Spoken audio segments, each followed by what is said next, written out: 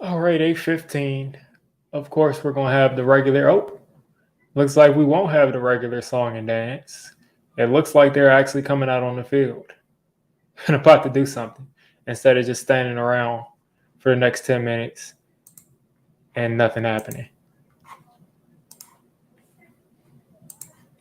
Let's take a look. Yeah, they're actually going to kick the ball off at 8:15 or at 8:16, but that's better than before. It's better than a bunch of years before,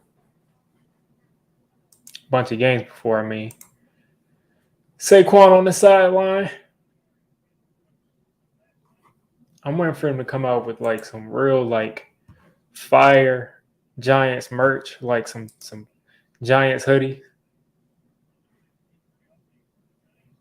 Man Ray says, I'm coming in clutch. 16 and he's at work until 9. I got you, man. I got you. I'm gonna get you through the game until you can get to a TV. What's going on, colleges? You said you're done with Aziz. I mean, we'll see him play whenever he's going to play, but I'm not really counting on him to do anything. So the Giants are going to kick off first. It looked like the Niners were going to kick off, but the Giants are kicking off first. Shout out to V is for vegan. He said he got to go to bed. Yeah, let's make this a game. Let's make this a game. No kicking off. The ball is going to sail through the end zone, and we're getting it started. 2-0 Niners, 1-1 Giants. You got the Niners rolling out onto the field. Brock Purdy in the game. Deebo Samuel is out there. You know, all your regular guys. It looks like they got 2 receivers out there, maybe. Now, Ayuk isn't in this game. You had to get up at 4. Oh, that's crazy. That is crazy to have to get up at 4. The Giants got to win for you specifically. They got to win specifically for you. Purdy is in the pistol. Kittle is in motion to the left. Juszczyk is in motion to the right. They're getting it started. Handoff to McCaffrey, and he's got a little bit of a lane. And luckily, McKinney's able to hold on after a 4-yard run. It didn't look like there was that much space, but McKinney just kind of lackadaisically tackled him, and he was able to get 4 instead of maybe 2. It's the second Purdy you type. V is for vegan. They actually gave him 5 yards there. That was the most boring 5-yard run I've ever seen, but just a slow tackle, wasn't really urgent about coming and, stopping him where he was, so he fell forward a little. 2nd and 5 for the Niners, still in pistol. Juszczyk out. And Purdy just misses Deebo Samuel. Deonte Banks was in coverage on the slant. Deebo Samuel may have had Deonte Banks beat, but pretty tight coverage. And the ball just went behind both of them. So you got a 3rd and 5 coming up really early for the 49ers, as Deonte Banks is still celebrating, doing his thing. 3rd and 5. I'm not going to call this a crucial down, but it'd be great to start them out with a 3 and out. Kittle in motion to the left. You got 3 wide receivers. And Deebo is open. He beats Deonte Banks on the very next play on the exact same slant. And now he's pressing forward. He's saying forward for a first down.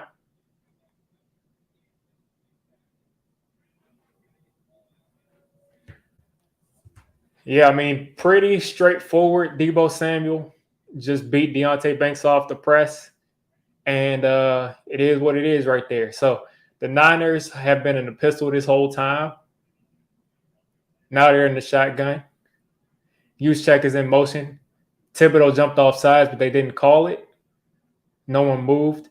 And now you got Deebo in the flats. Purdy's going to take a shot, and it's going to get – ooh, it came so close to being intercepted by Dory Jackson.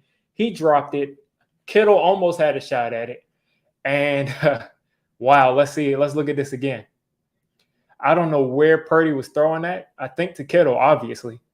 But Purdy dropping back, takes a shot, and he just didn't see Adoree Jackson. And Kittle actually swatted the ball away.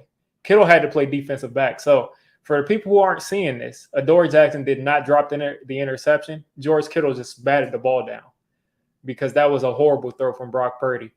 Hand off to McCaffrey. He's got a little bit of a lane. He's up the field, and he is falling forward 7 yards. That's ridiculous.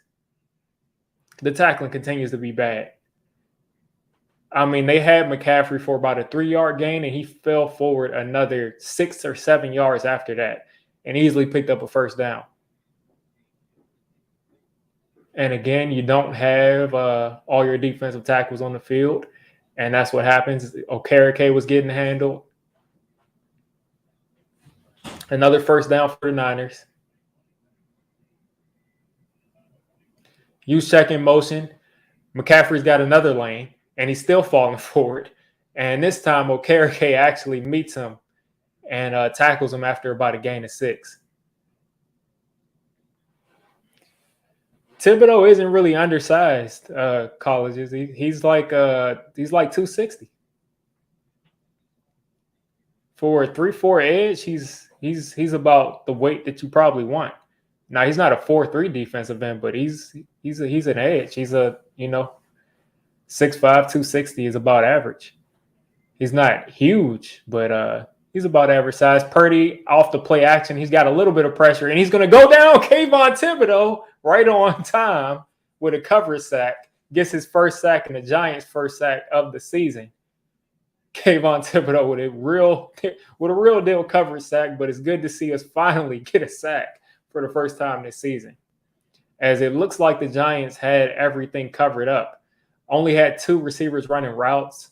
Would have been a risky throw to either one of them. He had a guy in the check down, but by the time he realized it was too late. And Thibodeaux with the first sack. So you got 3rd and 8 coming up. The Giants are pinning their ears back. Thibodeaux rushing over the guard, running the stunt, and Purdy is going to hit. I think that's Ray McCloud on a slant route, and that is Trey Hawkins who got beat. And this is what it is. No, that's actually not Ray McCloud. That is Jawan Jennings. Yeah, these corners right now are playing this man coverage, and they just can't guard these Niners receivers on these slant routes. It's just continuing to happen. 2 3rd down and long, 2 3rd and 5+ conversions for the Niners, and they're just running these slants against these rookie corners. I mean, this is to be expected. And now you got Kyle Juszczyk lined up at receiver, and they're throwing a screen to McCaffrey, wide receiver screen, and McCaffrey picks up 8 or 9 on first down. I mean, the Niners are just getting yards just without really trying. They're just moving down the field so easily. It doesn't really feel – I would say they haven't been getting behind the sticks, but they have a couple of times. But they've just been able to just kind of easily, get down the field. 2nd and 2 coming up. Still really no pass rush. Purdy hasn't been able to get rid of the ball really quickly.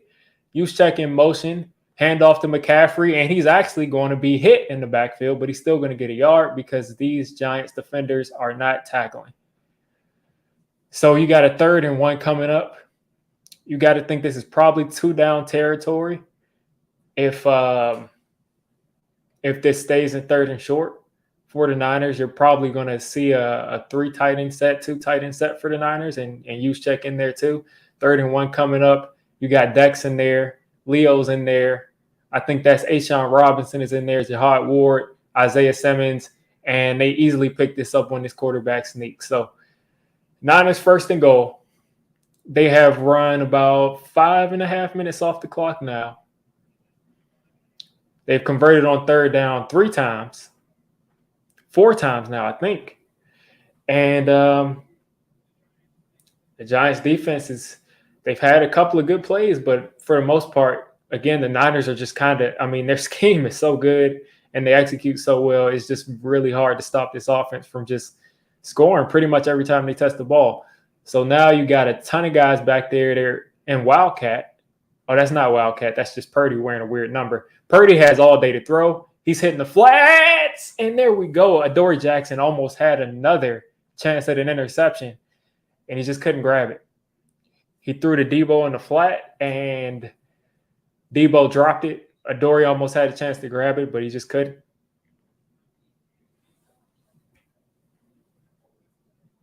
Star screen, they went to the press, and those rookie corners start getting beat on the slant. So they had to go away from it for a little while. But it looks like, they're still going away from it. Kittle's in the slot. Purdy's looking downfield. And what's going on here? Okay, Adoree Jackson looked like he was complaining about something, but he was just bragging. Anyway, a great pass breakup by Adoree Jackson on Deebo Samuel. And it'll be 3rd and 10 for the Niners. Dexter Lawrence applying the pressure right there. And this 49ers offensive line is not good. They're not good besides Trent Williams and pass protection. So if we can get them to start passing this ball, like here on 3rd and 10, we should be able to get some pressure. And we got some. And Purdy's going to throw almost an interception in the red zone. Deonte Banks can't hold the interception, man. That would have been huge. That would have been huge. That would have been huge, guys. Deonte Banks couldn't hold on. The blitz came off the right side. Isaiah Simmons came down the middle of the line. Just as I talked about this being a weakness for them, Purdy just threw it up, and Deonte Banks has got to catch that interception in this game. Got to catch that in this game. So it'll be 4th and 10 for the Niners. They're going to kick this field goal, 28-yard attempt. And almost missed. It's like this close to being missed. It's like this close to being outside of the field goal, but they're on the board 3-0. And again, for some reason, I forgot to make my scoreboard this week. I could make it at halftime, but last time we won, so I'll keep the scoreboard going for now. We'll restart against the Seahawks because maybe that's good luck. Me not using the scoreboard. Adoree's been teaching Banks for better or for worse. Yeah, man, Deonte Banks. If he had been able to hold on to that interception, that would have been huge. But I'll take it. Again, like you just said, V is for vegan. We got 3 points. Got them to give up only 3 points instead of 7. So good first drive for the Giants defense. Not good at the beginning of it. A couple of missed tackles, but it looks like they're coming to play. They've been getting pressure a couple times. I like it.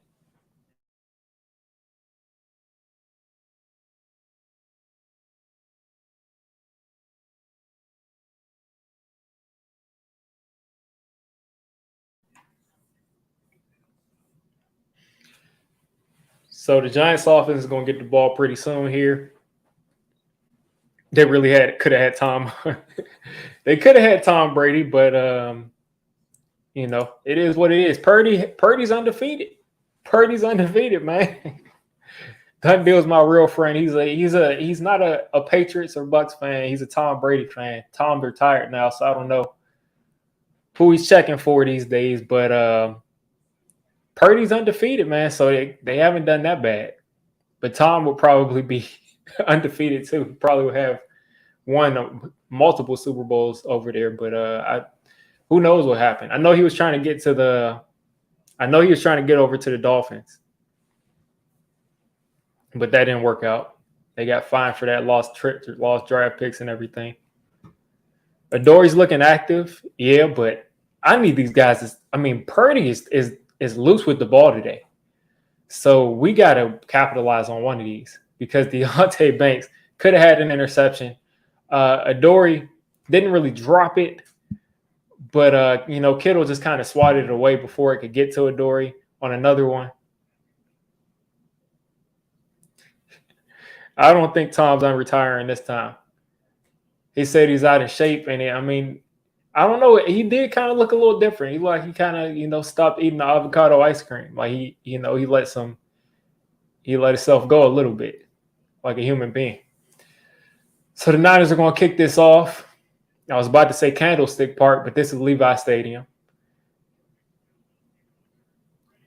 Whistle's going. They're kicking off 3-0 over the New York Giants. This ball is going into the end zone. There's no incentive for people to return it unless they really think they're going to have a huge return. So Daniel Jones on the offense coming out on the field. You got Breida at running back. For anybody that doesn't know about how the offensive line is looking today, you got Ezeudu at left tackle. You got Lemieux at left guard. You got John Michael Smith at center. You got McKeithen at right guard. And you got Evan Neal at right tackle. So makeshift piecemeal offensive line. Everybody's hurt, but they can run the ball. I think this backup offensive line can definitely run the ball, and I think that's what we're going to have to do to a certain extent. Giants in the Snugs formation. Daniel Jones taking a shot to start, and that's pass interference, but they're not going to throw it. Isn't that interesting?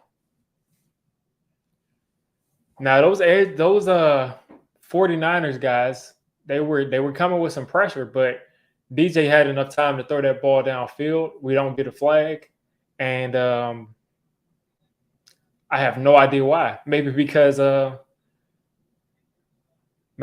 the 49ers home stadium. Maybe it's just BS. Who knows?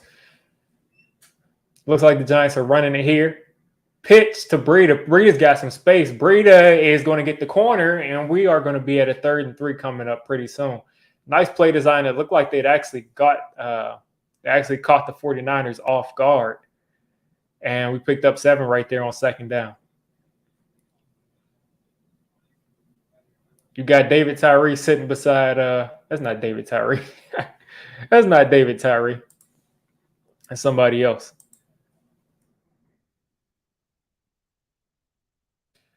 Giants in the 3rd and 4. Or maybe that was David Tyree. DJ's got protection and a dot to Wan'Dale Robinson. Welcome back, Wan'Dale Robinson. This is his first game back. DJ, first pass on 3rd and 4. Goes right to Wan'Dale Robinson. The protection is looking good, man. The protection is looking good. That protection. Wan'Dale is looking good in that short area, too. It looks like he's wearing a V-neck jersey, though. Why is his jersey come down so low? Is it too big for him? Hodgins is motioning to the tight end position. Play action. DJ's got time. He's going to hit the flat. Bellinger is going to pick up 6. And the Giants offense is moving a little bit right here. That time, Nick Bosa got double-teamed. Kind of got some pressure at the end of that play. But, again, DJ is getting some protection. 2nd and 2 coming up for the New York Giants. Right at the 46-yard line. Bellinger in. I don't think Waller's on the field. Hand off to Breida. Breida's got space. Breida is going to be this short of a 1st down. You got to think the Giants are going to run that push, that tush push play here close to midfield. I'm not sure if Brian's calling the plays or if Mike's calling the plays, but they're moving 3rd and inches. Again, I think they're going to run that tush push play. Why not run it? It hasn't been stopped yet. And it looks like they're still a little short, but they're giving them the 1st down. They're giving them the 1st down. They did not blow that whistle forever. That play is so hilarious to me because forward progress was stopped for a little while, and they just kept pushing DJ, and eventually he got the 1st down. I mean, if you just keep pushing the dude, keep pushing, I mean, eventually he's going to get a 1st down.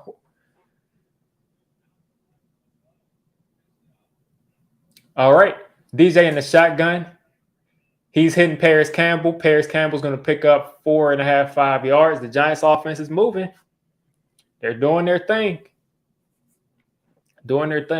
All right, 2nd, and I think this is going to be 6 coming up. We'll see. Brightwell subbing in. Hyatt is in the game this time, folks. Hyatt is in the game. I repeat, Hyatt is in the game. We got the nuke in the game. Waller's in the slot. Bellinger is at tight end. You got Waller and Hyatt in there as receivers. DJ's got decent protection. He's taking off. He's going to throw this to Gary Brightwell, who's going to pick up about 15 yards, and the Giants are cooking with hot grease now inside the 30-yard line. I'm loving this script of plays that Kafka and Dable have cooked up so far to start this game.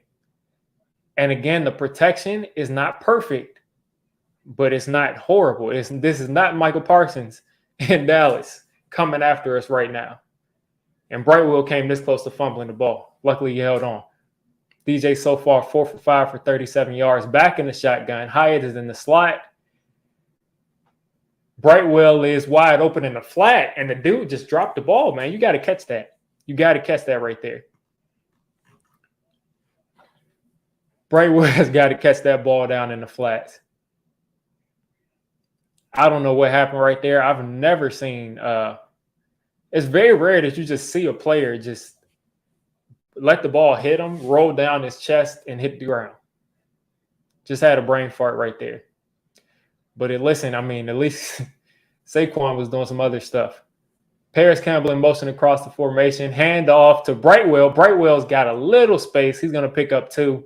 And this is going to be 3rd and 8 coming up. So Brightwell had a hole to start, but he just couldn't make anything happen once he got past that defensive line.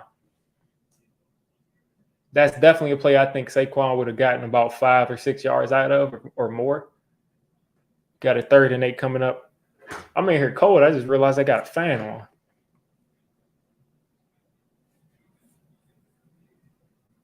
All right, 3rd and 8 coming up for the Giants. DJ's in the shotgun. He's got Bellinger in the backfield. He's got Paris Campbell in there. All right. Decent protection. Paris Campbell's going to catch this, and he's going nowhere. And the Giants are going to kick a field goal.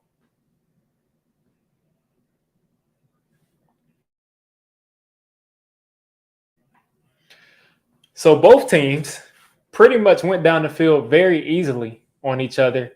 And both teams have settled for a field goal. So Graham Gano is going to line this field goal up. This is from, let's see, from 44 yards out. And it is right down the middle. Graham Gano is back. Graham Gano is money.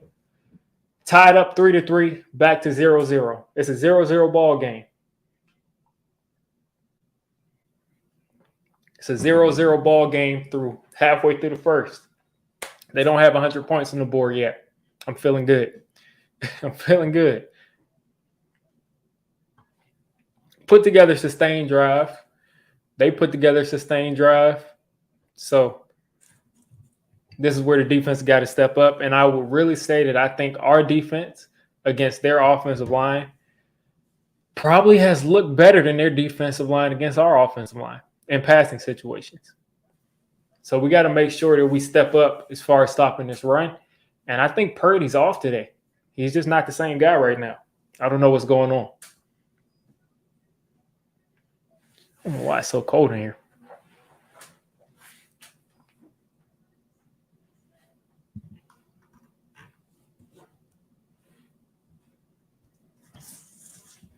How y'all feeling after this first drive?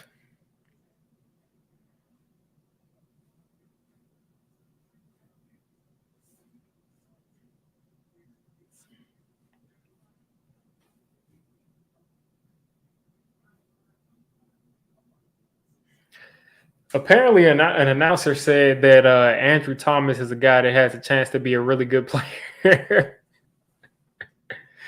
Apparently, Andrew Thomas is a guy that has a chance to be a really good player. I'm not listening to the announcers as I'm of course, watching the game right here with you all. But somebody said that Kirk Herbstreit said that, which is funny.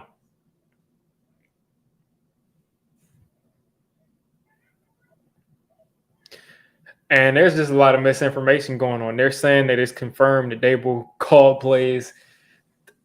It's all speculation. But the Giants' offense is looking solid. Giants' offense is looking solid so far. I would say that the offensive line, as I said, is doing a really solid job protecting. They are not stonewalling people, but they're not getting whooped on the first move, and they're holding up. And even if they're getting pushed back, it's a lot easier for DJ to maneuver when they hold up initially.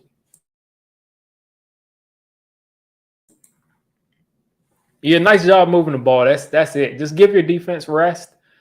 If Brightwell catches that, we get an extra down, and we probably go down and score. But hey, Saquon the first 2 weeks has dropped passes that have became turnovers. So happy for that.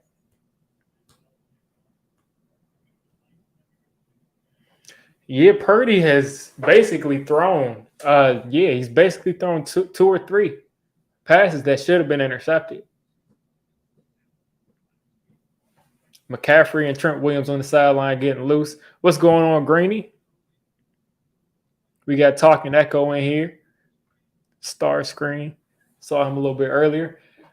And the Giants are going to kick this once again into the end zone. That's what we want. You said you think Brian Day was calling the plays. Listen, like I said, it's all speculation. Dable said he wasn't calling the plays. Justin Pinnock from Talking Giants did a whole thing. He did a whole breakdown where he watched like the broadcast and every angle. And he said it looks like whatever Brian Dable was doing, he was doing last week the entire game. So if he was calling plays last week, he was calling plays the whole game. So you got Juszczyk in motion across the formation. Deebo Samuel in there. Handoff to, I don't know who, backup running back. And he's going to get 2.5, 3 yards. And the Niners are going to roll out to a 2nd and 7. That's Elijah Mitchell. I don't know what I'm talking about. That's Elijah Mitchell. Elijah Mitchell was supposed to be a Giant. Yeah, Elijah Mitchell was supposed to be a Giant. 2nd and 8 coming up. Be brilliant is smelling the turnover. I'm smelling the turnover too. Deebo Samuel in motion. Kittle in motion. Juszczyk out there. Another tight end out there. Purdy in the shotgun. Giants pass rush is coming. Purdy fading away and throws a dot. And it was just outside of the fingertips of the Giants linebacker right there. Or the Giants safety. I couldn't tell. Kittle beat McKinney on an out route, and whoever was sitting there in cover 2 barely missed the tip, and Purdy just dropped it in, and that was Deonte Banks. And here's Elijah Mitchell, and he just got clobbered. Elijah Mitchell for another 1 or 2 yard run, and he just got clobbered the second he got the ball.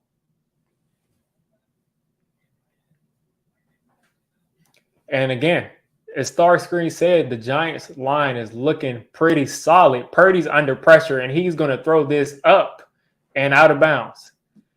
So just like that, the 49ers are back in 3rd and long, 3rd and 8 coming up for the Niners.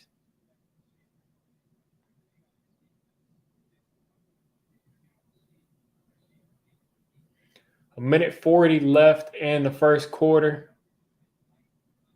Let's see what's going on. Wink dialing something up. Deonte Banks looks tired. Trey Hawkins looks locked in. Zimenez out there. Purdy in the shotgun. Kittle in motion. He's basically in the backfield. Deebo's out there. Ray McLeod and Jawan Jennings is out there. Purdy under pressure. Throws it to Jennings. Jennings is down at the 50, 3 yards short of the first down. What time is it for the 49ers? Are they going for it? Are they punting?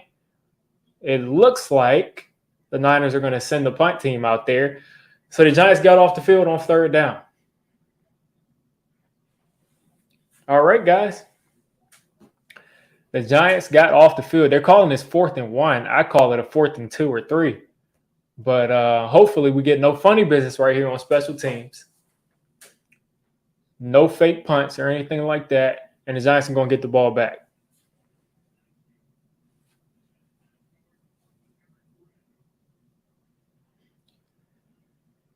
Eric Gray back to return. Niners kicking this. Eric Gray's going to grab this, and we're going to get the ball at the 10.5 yard line. You got them celebrating this. It was a great punt. But Eric Gray did make a great decision to grab that ball because it probably would have rolled down to like the 1 yard line. So the Giants will get this ball at the 10.5 yard line. Let's see if we can get a couple chunk plays, get down the field, and get in the end zone. Back to commercial. Back to commercial. The Giants are hanging in there so far. McCaffrey wasn't in that last drive. I have no idea what that means. I think they probably were just giving Elijah Mitchell some burn. But Yeah, IDC or I don't care, whichever one you want to go by. If it's IDC or I don't care, um, I think Eric Gray made a good decision because again, that would have rolled down to the 1 yard line, and he grabbed it at the 10. So I think he got us about 10 yards of offense right there.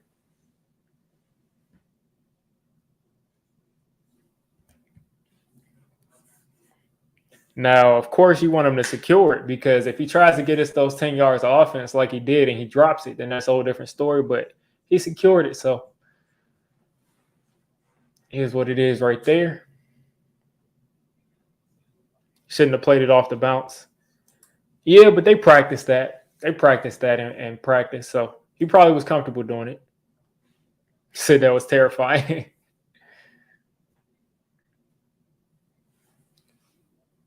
We just need to get this Giants offense moving. There was a lot of good things I saw, a lot of good play design. Wan'Dale Robinson shook somebody one-on-one. Breida had a nice run. DJ had a nice improv. What is going on? He had a nice improvisational move where he kind of, extended the play and then hit Brightwell going down the field. I don't know what just happened to me trying to speak English. But, hey, respect to Triple M, QGTM, for showing love to the channel. Shout out to you. Al Michaels and Kirk Herbstreit out here. Daniel Jones out there in the huddle.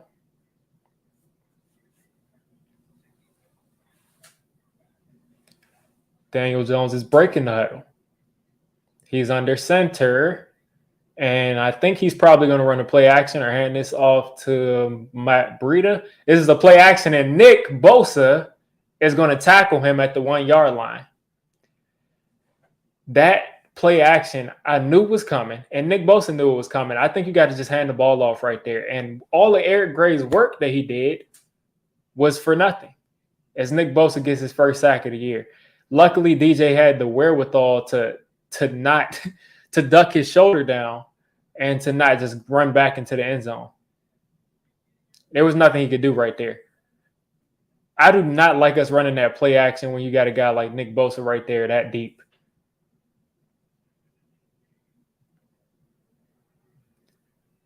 Matt Breida has about 1.5 yards, 2 yards.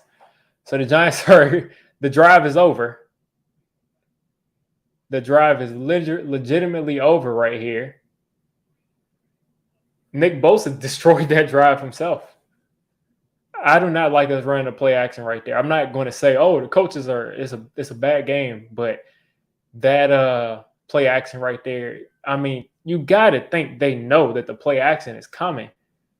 And he did. And luckily we avoided safety right there.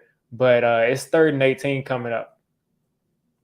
Or 3rd and 18 coming up. Something like that. And that's going to be a tough thing to convert. Let's just hope we can get any kind of yards here on this 3rd down coming up. And they're on a commercial right now. So shouldn't be too long, but at least for probably the next 30 seconds, not much is going to happen.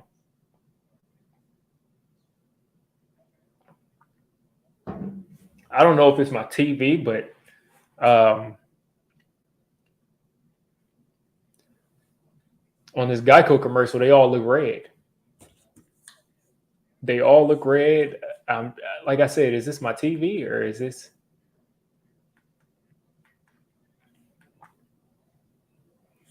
I think it's them because nobody else looks red. It was just that commercial. That's a poorly edited commercial right there by Geico. You usually don't see that. Or maybe that was a joke and I just didn't have the audio. Well, it's a run play. It has to look like a run play on that play action. It's Nick Bosa is just going to be free right there. And he's one-on-one with Nick Bosa. If Nick Bosa knows that Daniel Jones is going to kick that ball on that bootleg, there's not much Evan Neal's going to be able to do about it. I'm not even going to go after Neal because Neal was in the run game. He was going downfield to block because that's how, that's how the play is designed. They are hoping that Nick Bosa gets confused and goes after the running back, but he went after the quarterback because the Giants run a ton of play action. They run play action after play action after play action, and they're still on commercial. I've never seen them take this long of a commercial break. I've never seen them take this long of a commercial break in the middle of a drive like this. Or maybe that was the end of the first quarter and I wasn't paying attention. I think that's what that was. That was probably the end of the first quarter. Yep, end of first. So they're back at Levi Stadium now.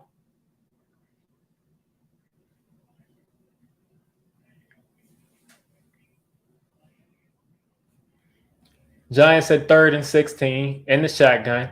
Daniel Jones is hitting Wan'Dale, and we're going to get this out to the 12-yard line, and the Giants will punt.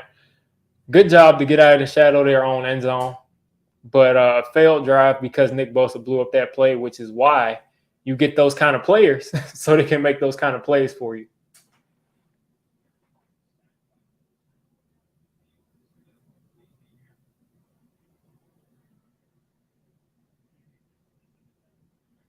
So Jamie Gillen is going to have a good punt here.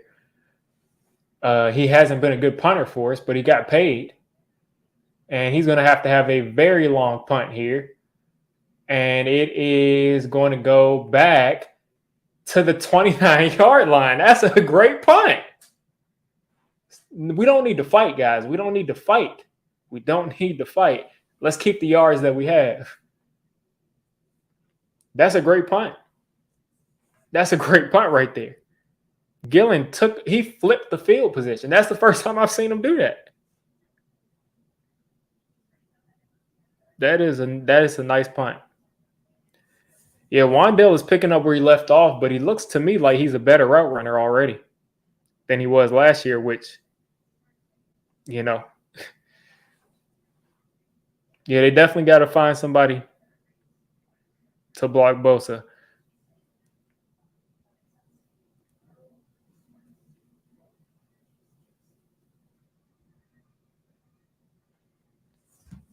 Just got to the gym. What's happening in the game? They're locked in at 3-3.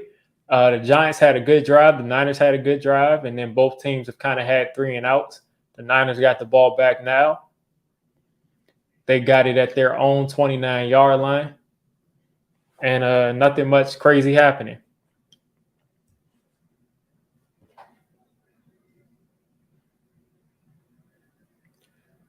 Purdy is under center, and it looks like he's going to turn around and hand this off to McCaffrey. I guess they're running. It's a play action. Let's get tipped. Oh, man. How many times are we going to come close to turnovers right here? I think that was Dexter Lawrence or Leo that tipped the ball at the line of scrimmage. And you got to think somebody's got to get under that to get an interception, but nothing right there. That was actually the backup defensive tackle. That was actually DJ Davison that tipped the ball. 2nd and 10 coming up for the Niners.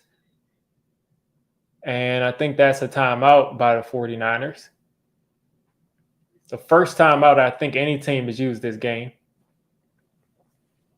Purdy was decisive when he dropped back, though, for that play action. So I think that probably would have been a first down. So the Niners are in the shotgun. 2 wide receivers out, a million tight ends. Play action to Purdy.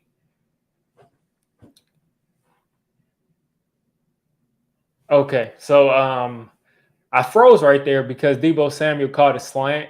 I think that was on Trey Hawkins or Adoree Jackson, one of the two, on Adoree Jackson.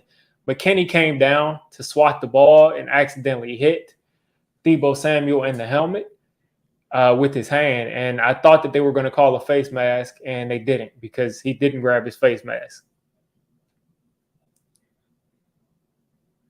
So the Niners are going to be at like 3rd, and so there is a flag.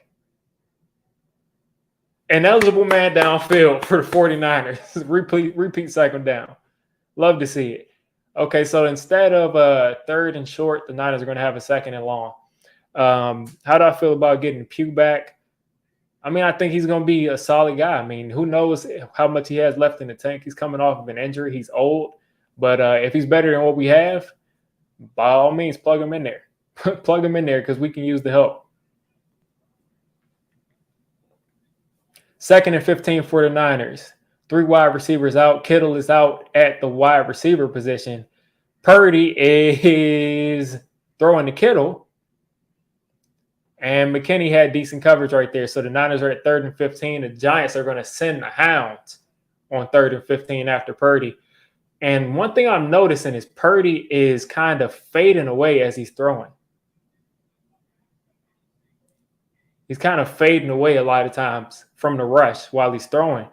And that has been when he's been throwing a lot of these passes that could possibly be in danger. But that one was on the money right there to Kittle. He just dropped it. So 4 wide for the 49ers. And they're throwing a screen. Debo is got a head of steam, and he's got the first down, picking up about 23 yards right there on 3rd and 15.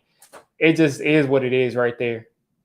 It is what it is right there. They throw a screen on 3rd and 15 and pick it up easily. I mean, it was looking like it was just it went exactly how they designed it. I'll say that. It went exactly how they designed it. That's a block in the back right there, ref. You got to call that. Deebo Samuel definitely picked that up because of a block in the back. I see a blatant block in the back. Deonte Banks got blocked, but they're not calling that on the Niners. That's just what they do all day. So the Niners are across the 50-yard line, hand off to McCaffrey. McCaffrey up the middle of the field, and they're picking up steam now after that no call on the block in the back that I definitely saw. So McCaffrey's a yard short of the first down, and the Niners are driving. But hey, it's the second quarter. It is what it is. I mean, you got to think they'll hit their stride sooner or later.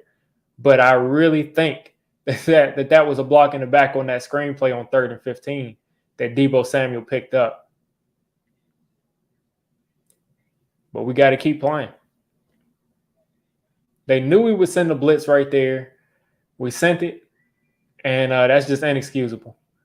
Hand off to McCaffrey. McCaffrey's got space, and he's going to house this if they don't get him on the ground. The Giants' defensive line is turning into a sieve after that 3rd and 15 conversion. A handoff to McCaffrey. He went up the middle, cut outside, broke 3 tackles. And this is unacceptable right now. Micah McFadden.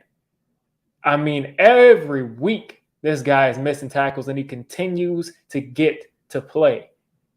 He continues to play, missing all these tackles. And here's what I talked about in my pregame. The Niners started off under center and went to the shotgun. Play action to Purdy, another screen to Debo, and Micah McFadden this time misses the tackle again. But Boogie Basham's there to help him out. So the Niners lose about 4 yards on that screen attempt. So this will be 2nd and 11. That should have been more than a yard lost, guys. That was not a 1 yard loss. That was like a 4 yard loss. And they're saying 2nd and 11. Whatever. I could have sworn he lost like 4 yards. I'm being honest here. Maybe I actually didn't see it well, but I could have sworn that he was behind. And the Giants defense looks confused right now. Deonte Banks is late. You got a guy wide open, and someone is in open field, and Micah McFadden actually tackles this dude. And this will be another 3rd and 14. So we'll see what the Giants do on 3rd down. Last time they gave up a 3rd and 15 on the screen. This time Purdy throws another screen to the other side of the field on 2nd down. Micah McFadden almost misses that tackle again, but barely by the hair of his chinny chin. McFadden is not doing his thing, man. He barely made that tackle.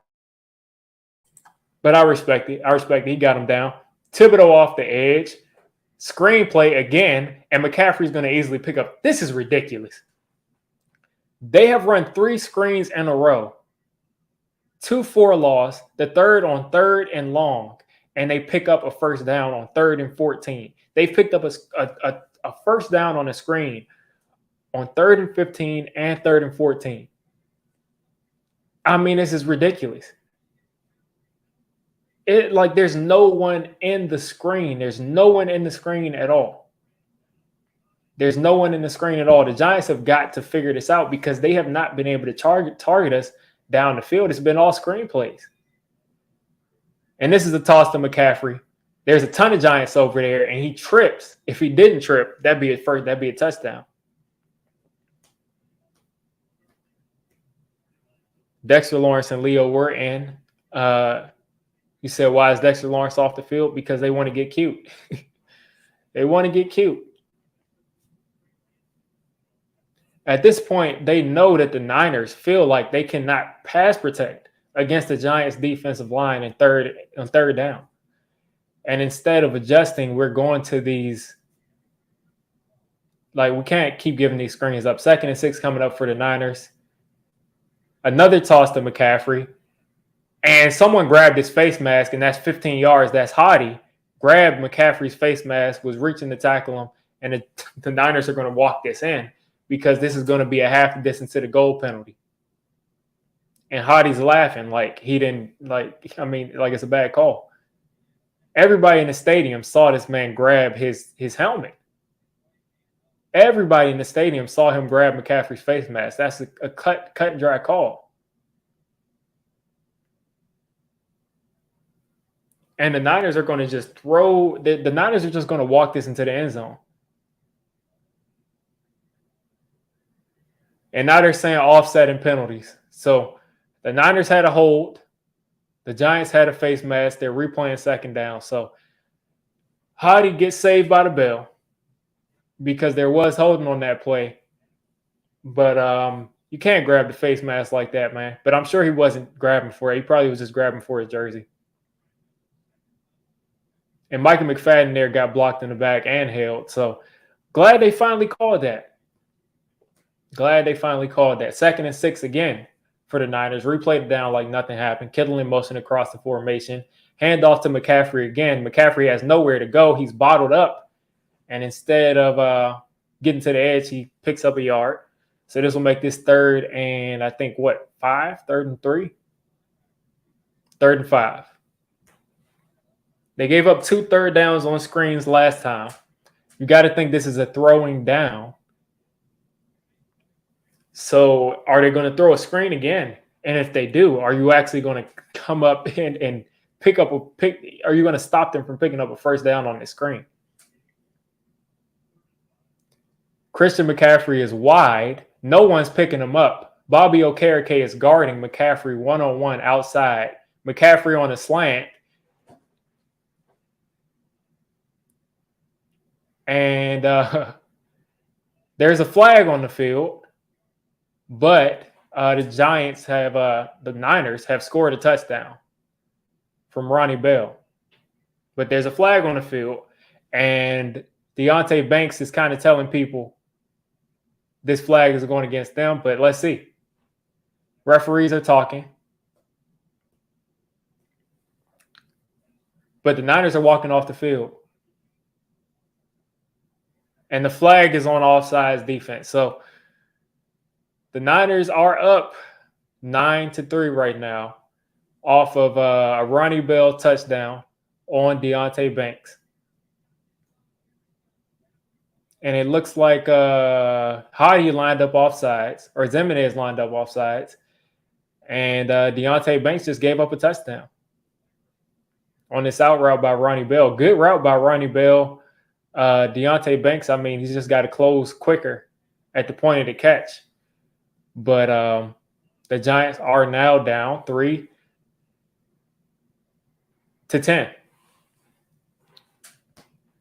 And they're going to have to look back at this drive, and they're going to say we cannot give up 3rd and 15, 3rd and 14s on screen plays. We got to be able to tackle. We got to be able to tackle in the open field. That's a non-negotiable because right now the Niners are not able to straight up block this Giants defensive line or block this defensive line against blitzes. So if we can get them to actually throw the ball, I think our defense is faring well against them. Now, if they keep getting back to these screenplays, I mean, that's right now a weakness of us because we're just struggling to tackle in the open field, especially.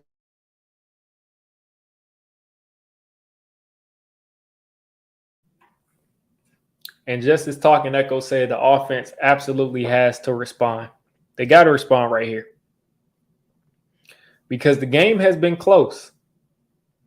The game has been close this entire time. You got to keep the game close.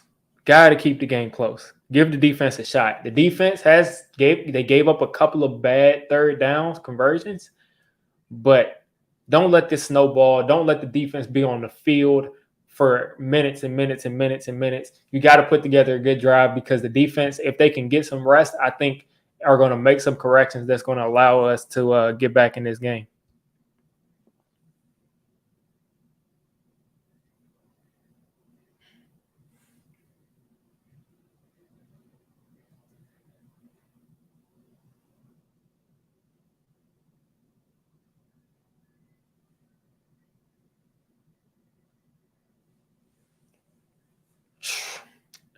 Diego says, I don't think Wink is it long term on top of the inconsistency with defensive talent.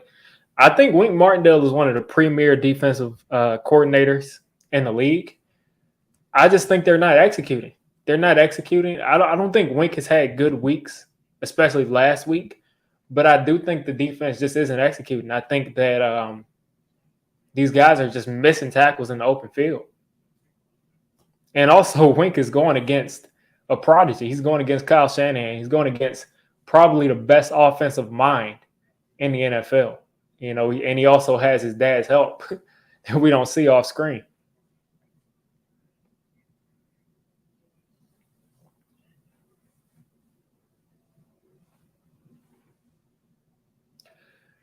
So it's time for Daniel Jones and the offense to stabilize things, to come out and say, you know, we're relaxing, we're getting in the end zone. We got to stabilize things.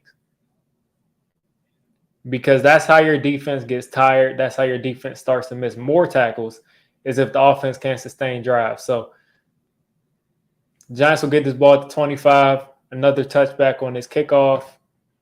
And now we got some dialogue from the announcer. So take a look at the chat. Hawks, Fins, and Bills the next 3 games. I think, listen, if we're competing right now with this team, anything is possible. Anything's possible. We got to get in the end zone, though.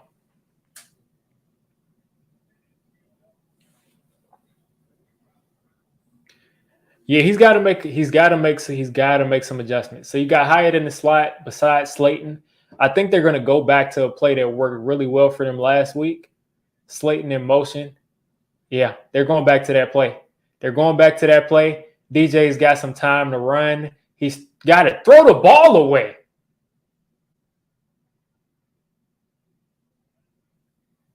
Daniel Jones has got to throw the ball away running left right there. You just lost 3 yards for no reason, man. Either you're going to run with it or you're going to throw the ball away or you're going to throw it to somebody. You cannot take a sack when you're not even under pressure. Throw the ball away right there. He just took the sack and then he tried to throw it away. And I think they just counted it as a sack. I think they just counted that as a sack. They didn't. Okay, I'm not mad. Look at the play clock. They didn't reset it. They didn't reset the play clock again. All right. So the play clock is reset. Daniel Jones has successfully thrown the ball away, even after my mini rant about it. He threw it away like this at the last possible second. So we're saved on that account. But the Giants are back out on the field, 2 wide receivers, Slayton in motion. DJ's got time. He's got to throw it. Brightwell is catching this, or Breida is catching this. And the Giants are about 4 yards short of the first down marker. So Breida basically ran a wheel route, or he just kind of sat there and just ran with the quarterback. So good job by Breida to work to get open for Daniel Jones.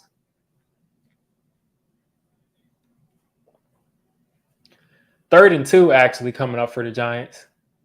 2 backs in the backfield. Darren Waller lines up at tight end. DJ's got time, and he's going to get sacked. And that's Shane Lemieux. And I mean,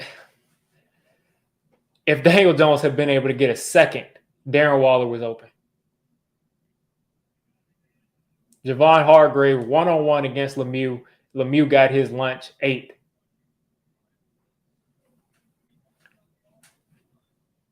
I mean, if Daniel Jones had been able to get a second, that would have been a third down conversion.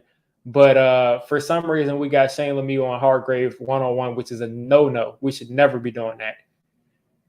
And Jamie Gillen, of course, we're waiting on him to make another great punt. And he's actually putting it at the 26, and the Niners are going to get this ball back. And if they score here, it goes from we compete with the Niners, and it seems like now we just competed with them for a quarter because, man, if you can just give them a second. The offensive line was playing so good. They were playing so good. But like I said, we shouldn't be leaving Lemieux singled up like that.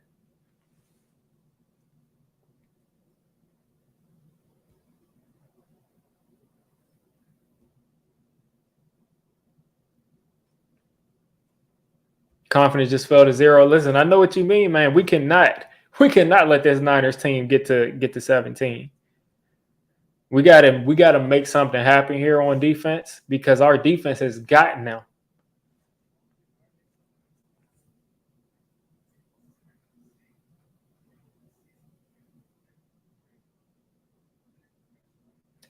And we're seeing some things. We're seeing some things that are saying that Hyatt was wide open on that play that Shane Lemieux got destroyed.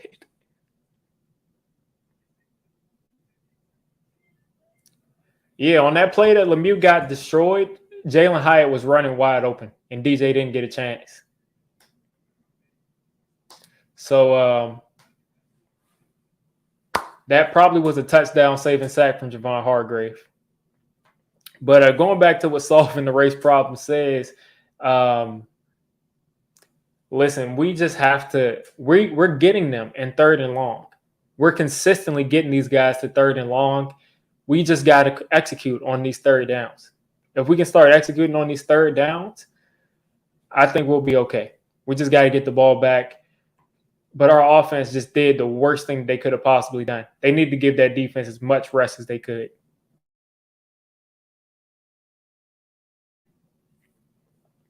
Shane Lemieux needs to be cut. I mean, these guys just aren't good. It's what happens when you got Andrew Thomas injured and Ezeudu. It just is what it is.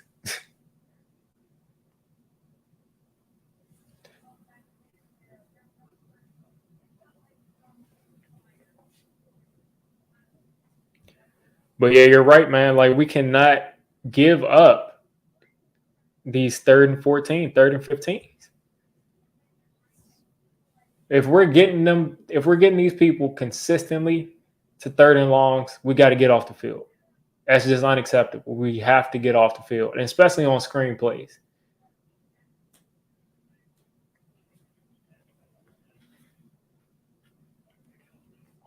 O-line was giving Jones time the entire first quarter, but Diet Ghost, you're right. The second quarter, they have really tightened up on him. Ray McLeod in motion. Play action of Brock Purdy, and great pressure right there.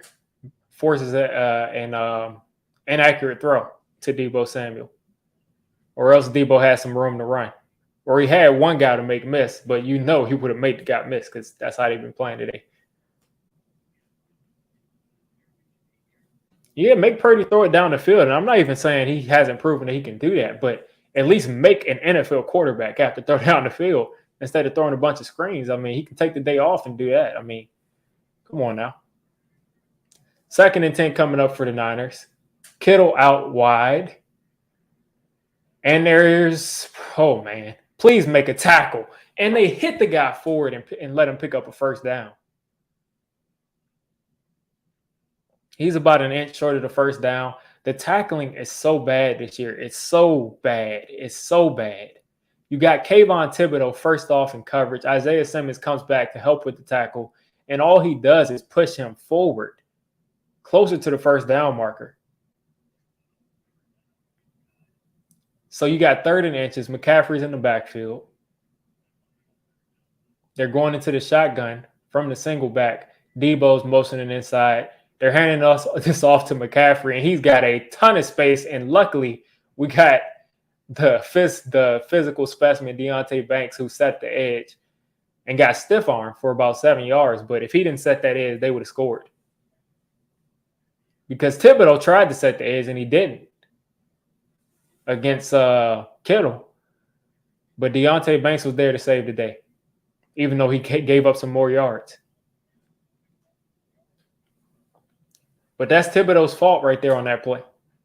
For all the people that say, Thibodeaux has been doing his job, he's been perfect, and people are just bullying him. I mean, he gave up that. He didn't set that edge right there. And Wink, please get Kayvon Thibodeaux out of pass coverage. Hand off to Elijah Mitchell. He's got the edge, and they miss a tackle, and Elijah Mitchell is out the window. 20-something yard run because of a missed tackle. I want to see this on camera. I want to see this on tape. Who missed that tackle? Elijah Mitchell ran to the edge of the defense, and someone missed the tackle for that to be about a 1-yard gain. Trey Hawkins missed the tackle. Trey Hawkins missed Elijah Mitchell so bad, he slapped him on his thigh. And the Niners are driving inside the 40, inside the 35. And this time they actually stand up. Great job by Pinnock to shoot that gap. But again, this is why it was so crucial for the Giants offense to not trip over themselves these last 2 drives, because you got the defense on the field forever. You got them on the field forever.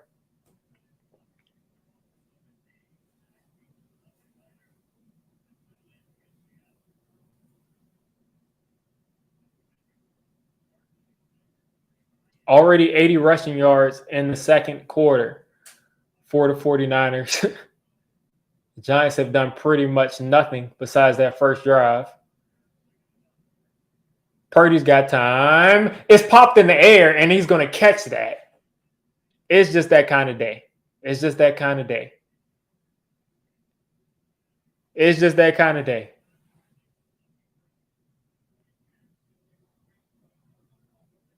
It's just that kind of day, folks. Deebo Samuel gets the ball popped in the air. Adoree did a good job swatting that. And instead of it becoming an interception like it does, 60, 70% of the time, it pops right into the hands of a 49ers wide receiver, and they pick up a first down.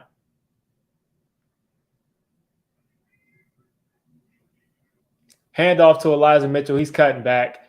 Breaks a tackle from Thibodeaux. Almost breaks a tackle from McFadden. And the Giants are going for these forced fumbles again instead of tackling. And they're just consistently moving the football. And the Giants are still at 3 points because they have wasted their last 2 drives. 2nd and 5 coming up for the Niners. Juszczyk at tight end.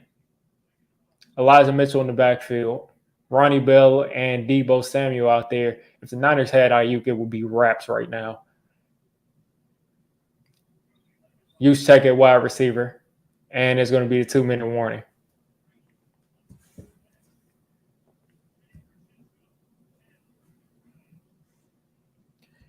Yeah, right now the Giants defense is tired. They're making mistakes. They look bad.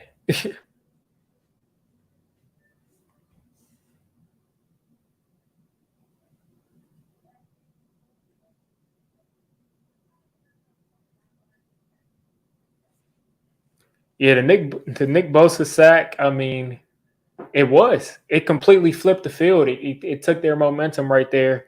And the Giants have just had a couple of times where they came close to converting. They've been a yard or 2 short. So they gotta get something going. The game is not over. The game is not over at all. They haven't even gotten to the end zone. But the defense has got to get a stop, and the Giants have got to put together a drive. I mean, this is ridiculous. The Giants have only had, I think, 3 drives this first half. But the biggest issue in this game to me, beyond the Giants' offense, is the problem with the tackling. Like, what's the problem with the tackling?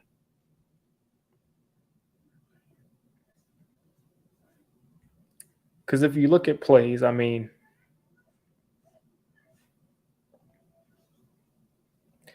the Niners they've had the ball the whole game.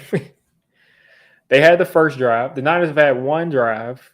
Let's see. Niners 1 drive, Giants 1 drive, 2 drives for the Niners, 2 drives for the Giants. 3 drives so the Giants have had 3 drives. The Niners have had, I think, 5 or 4 or 5, and they've held the ball for a very, very, very long time. So that's why our defense is looking like this, and they're tackling worse and worse by the second.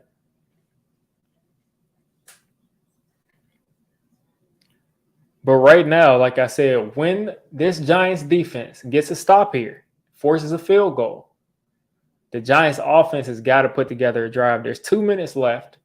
Whether that's running, whether that's getting downfield to kick a field goal or whatever it is, the Giants are getting the ball out of the half, and they got to make something happen. Because right now, the time of possession is 19 and a half minutes for the Niners to 8.5 minutes for the Giants. They're getting destroyed. Don't even take that personal, man. Kittle is always joking around.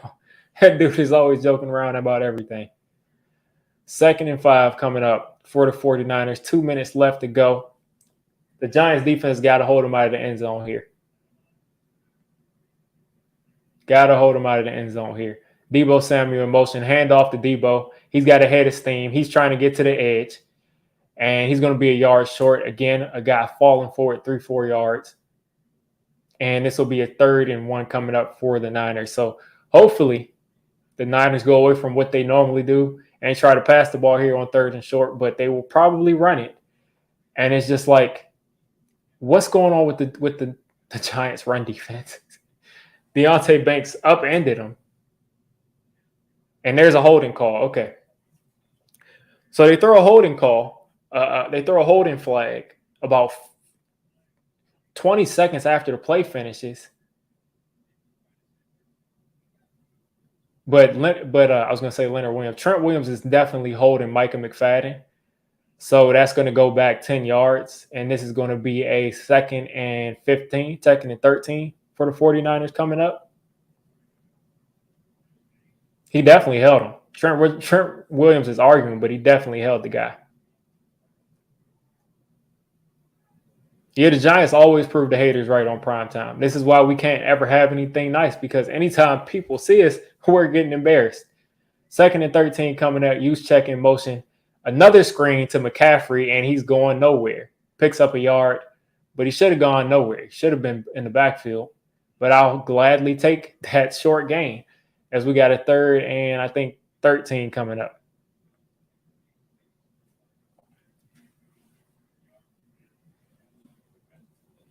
Yeah, they're showing the yards after the catch. And I mean, the most of today's offense for the 49ers have been yards after catch. And it's kind of actually showing how fast the Giants defense is, because they've been a ton of times. That last McCaffrey catch, he usually scores on that, but he didn't. 3rd and 12 for the Giants. This is an absolutely crucial down. You have got to make a play here on 3rd and 12. Whether that's getting a turnover, whether that's just stopping them, but you have got to set the tone here on 3rd and 12. Dex is right there in the middle. Leo's there. You got Thibodeau coming off the edge. Let's get it. Kittle's in your slot. Looks like the Giants are playing some cover 2. Short pass to Kittle. He's got 2 people to beat, and he's a yard short of the first down marker because they can't tackle. and there's a flag on the field.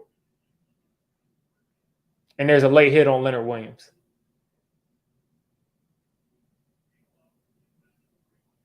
And Adoree Jackson's hurt. And that's the game, folks. That's the game, folks. That's the game. Late hit on Leo. Let's see if there was actually a late hit. That is not a late hit. That is not a late hit. What is he supposed to do? That is a horrible call. That's an awful call. So Adoree Jackson's out. He's hurt. Who knows for how long? And the Giants have gotten a bad call against them. And again, it seems like they're going to walk into the end zone here.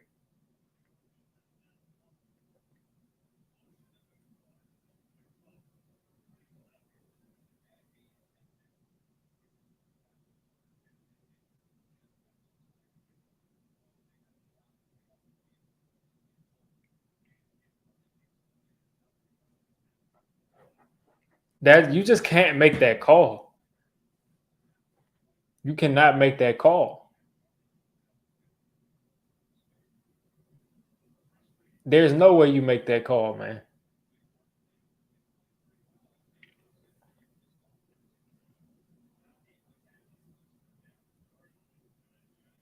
There's no way you make that call. So the Niners have now a 1st and goal. They've been on the field for 3 hours. Hand off to McCaffrey. He's right up the middle, and he's going to score. What do you expect? The defense is gassed. So a 17-3, just like that. The Giants have 1:40 on the clock to do something about it. You got 1:40 on the clock to do something about it.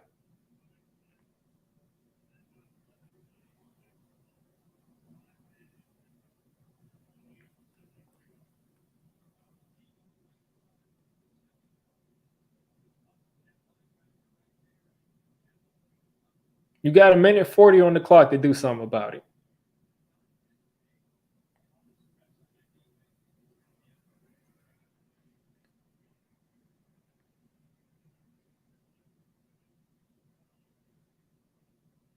I mean, I can't believe they made that clock. They made that call.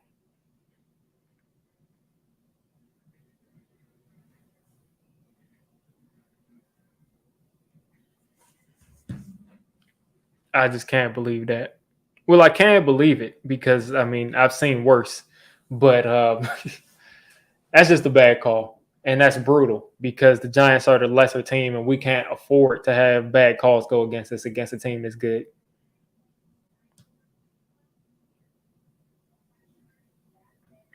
And it went again from this game being very, very tight locked with a couple of plays. I think 3 or 4 plays are exactly why this game is looking the way it is right now, 17-3. It's literally 3 or 4 plays. It's the 2 third down and 13 plus yard conversions they got.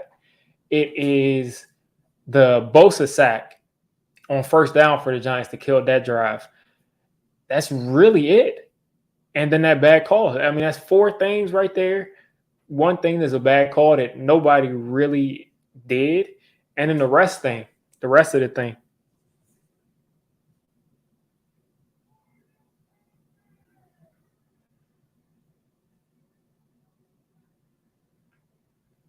So apparently they don't have 3 timeouts. They got 1 timeout.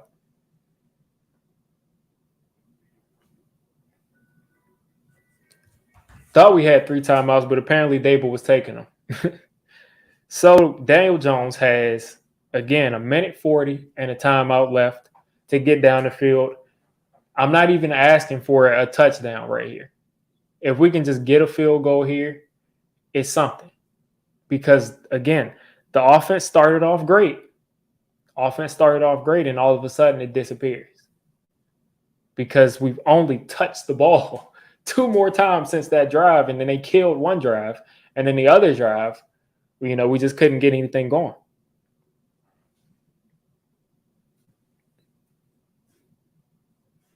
The Niners have held this football again.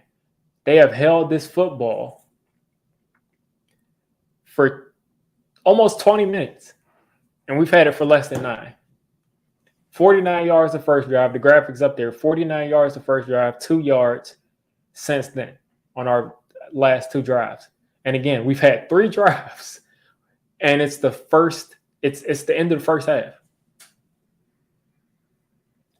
Niners are, oh no. I swear I thought Eric Gray fielded that ball at the 1-yard line. I swear I thought he did. I swear I thought he fielded that ball at the 1-yard line. Or at least step back.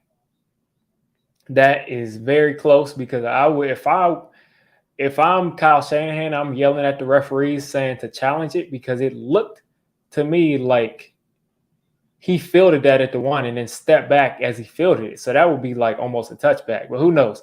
Anyway, shotgun for the Giants. They're sending a blitz for them. Paris Campbell has got 1 man to beat, and he's getting 1.5 yards. What happened to the Paris Campbell that was elusive? He's not on the Giants anymore?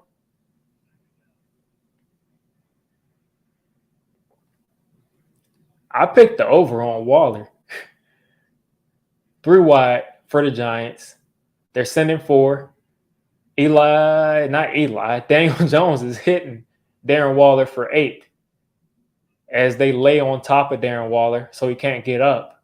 That should be a penalty, but who cares? 1:04 left, 3rd and 2. Back in the shotgun, 4 wide, including Waller. DJ's got time. He's hitting Waller again, and we got to pick up this first down. We got to keep it going. We picked it up, but we got to keep it going. There's 40 seconds now, 48 seconds left, 45 seconds right now, 44, 43, 42. This clock is just chipping. And again, he's got time. Can Slayton make this catch? Step out of bounds. Let's go. That's not a push off. Let's get it. Slayton with a nice chunk play. Nice big play by Slayton. That's the first back shoulder throw I've ever seen Daniel Jones throw. That's the first back shoulder throw I've ever seen that dude throw. All right. So we're moving it a little bit. And again, this is only the Giants' 4th drive. So it's not like we've had a bunch of bad drives. We just haven't gotten the ball back. Back in the shotgun. Paris Campbell in motion. Niners are sending everybody on this blitz. Paris Campbell is going to roll on the ground and not get out of bounds like an idiot. Paris Campbell is stumbling all over himself. The Giants have 25 seconds left, and they have to take a timeout. They got to take a timeout because Paris Campbell is tripping over his feet.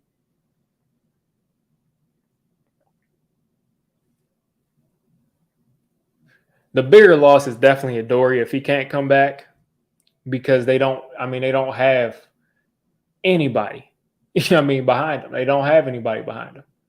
That's why it was so annoying that he was on punt return last year.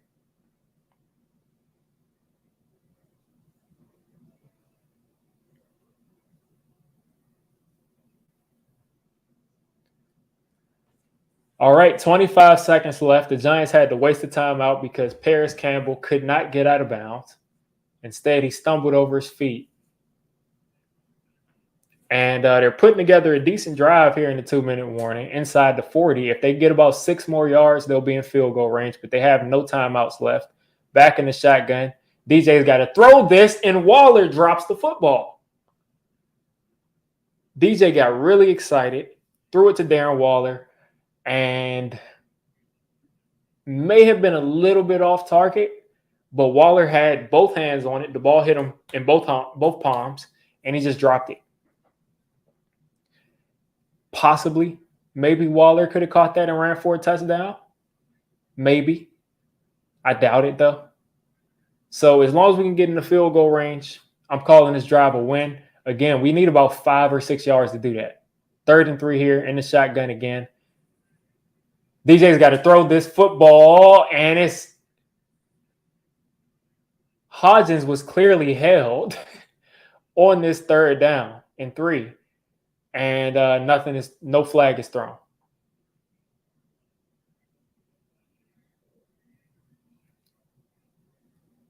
I just can't believe that. I can't believe that right there. But Gano's coming out to kick a prayer. Gano's coming out to kick a prayer. It should have been 4-down territory, but listen, if they think they can make this field goal, I'll take it. This is a 57-yarder from Graham Gano. And it is right down the middle. Graham Gano is a baller. He's a baller's baller. 6-17. I feel a lot better about 6-17 than I did, 17-3. Get the ball out of the half. Decent drive. I feel good about the Giants offense. Again, we've only touched the ball so many times. So scored on half the drives so far. We just got to turn these 3s into 7s.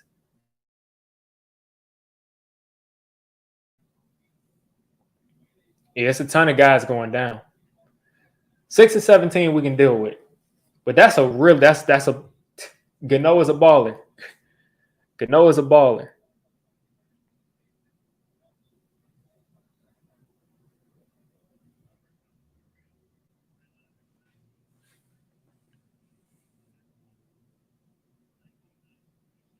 Giants are getting this ball out of the half, like I said.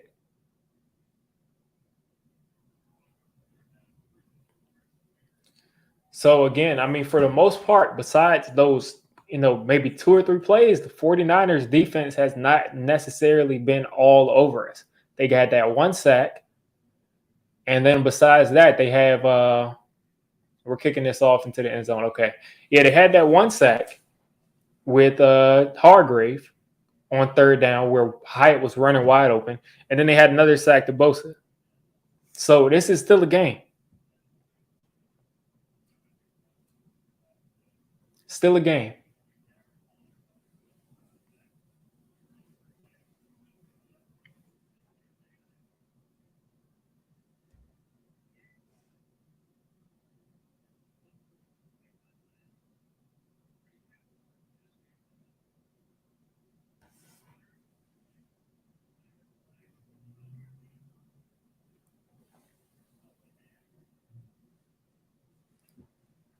Looks like Trent Williams is upset. I was just checking out Twitter for a second, but hopefully this just goes into the half. I'm thinking that nothing huge is going to happen. Trent Williams just hit that dude. Eject this man from the game. Eject this guy.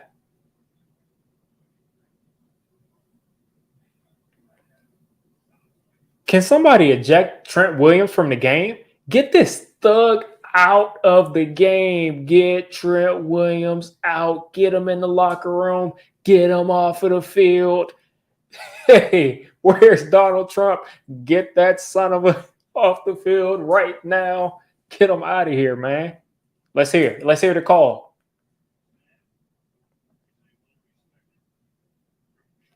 Eject Trent Williams right now.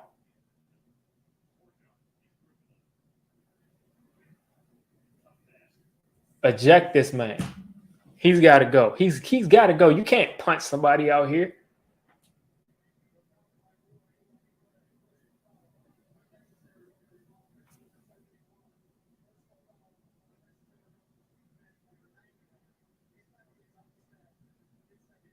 No ejection.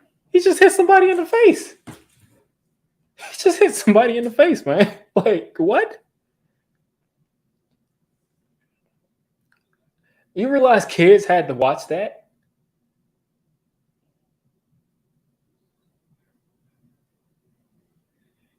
If we don't get to play with Andrew Thomas, why should they get to play with Trent Williams if he's going to hit people in the face?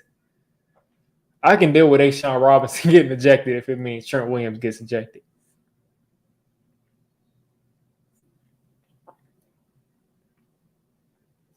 Niners are just going to kneel this out. We're going to go into the half. But Trent Williams, man, like, you got to eject that, man.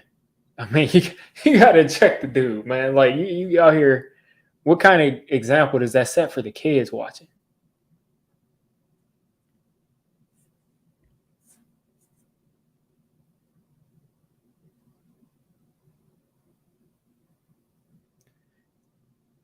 Listen, man, Trent Williams has got to get out of the game.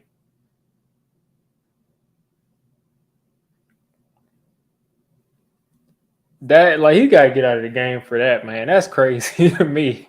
Because anybody else, Kadarius Toney threw a punch a couple years ago and he got ejected immediately. Immediately. That's crazy to me. That's crazy to me. Why is he not getting ejected?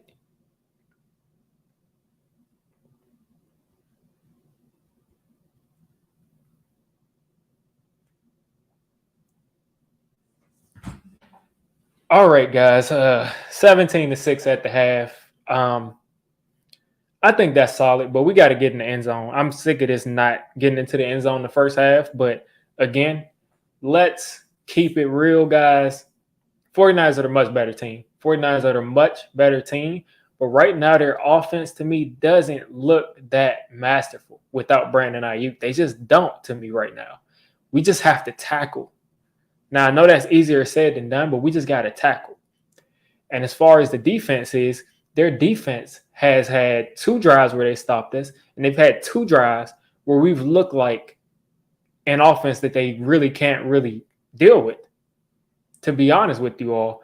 So if the Giants offense gets back to executing, doing what they do best, this will be a game in the second half. If they get on the board out of this first half, it's going to be a 4-point game coming out of that touchdown. So they'll probably go for 2 and try to make it a 3-point game. So we got a chance.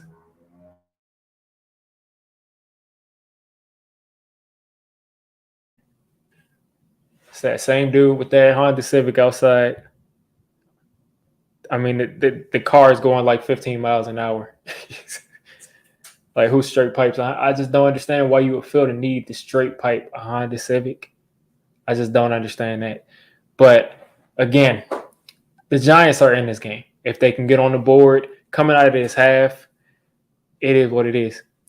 Pete, I think right now, definitely, they are running the ball all over us.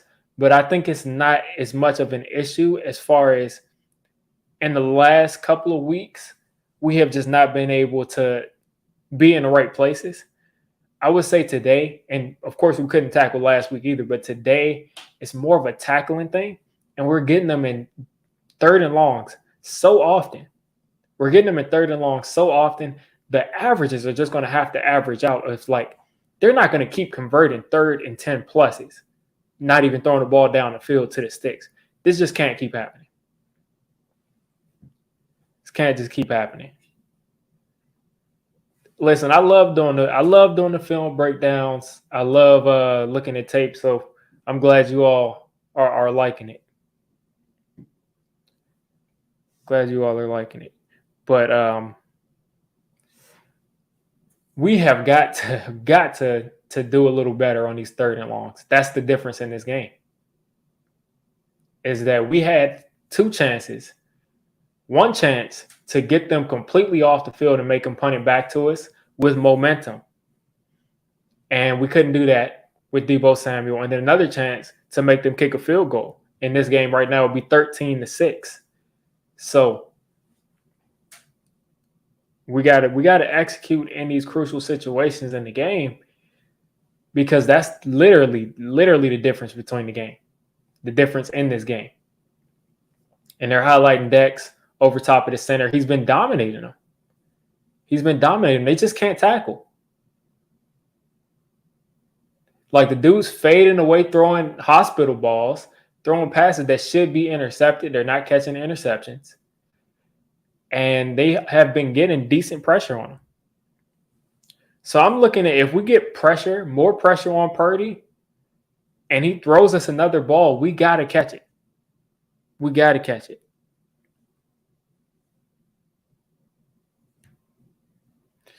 But right now, I'm going to tell you, Trent Williams definitely needs to be ejected for that. He's not going to be ejected for it, but he needs to be ejected for it, because anytime someone throws a punch, as far as I've seen the last 5 years, they always get ejected.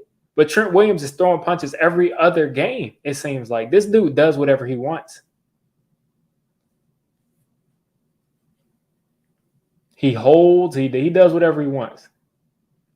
Not to say he's not an all-pro and not the best left tackle in the game, but they let him do whatever he wants, man. Because they know if Trent Williams is out of the game, the Niners offense is boring.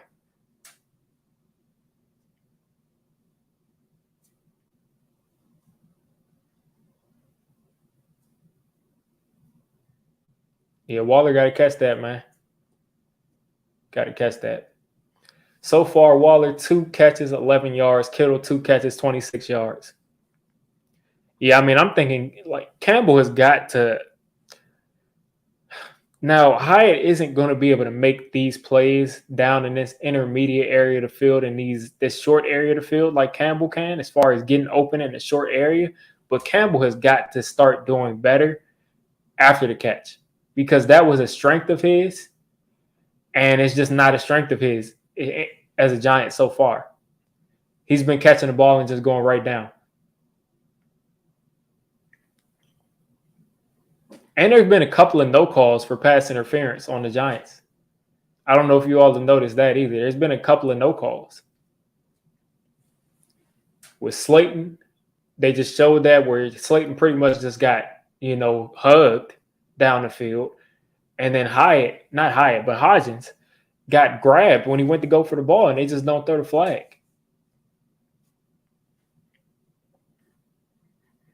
Yeah, they do. Listen, they let people do whatever they want. Eric Gray isn't getting playing time right now because he hasn't proven that he's a good pass protector. And you cannot afford in this game to allow your quarterback to get hung out to dry, because that'll lose you the entire game. And I know you're saying maybe just throw him in there for a run play, which maybe, but they don't want to telegraph what they're doing.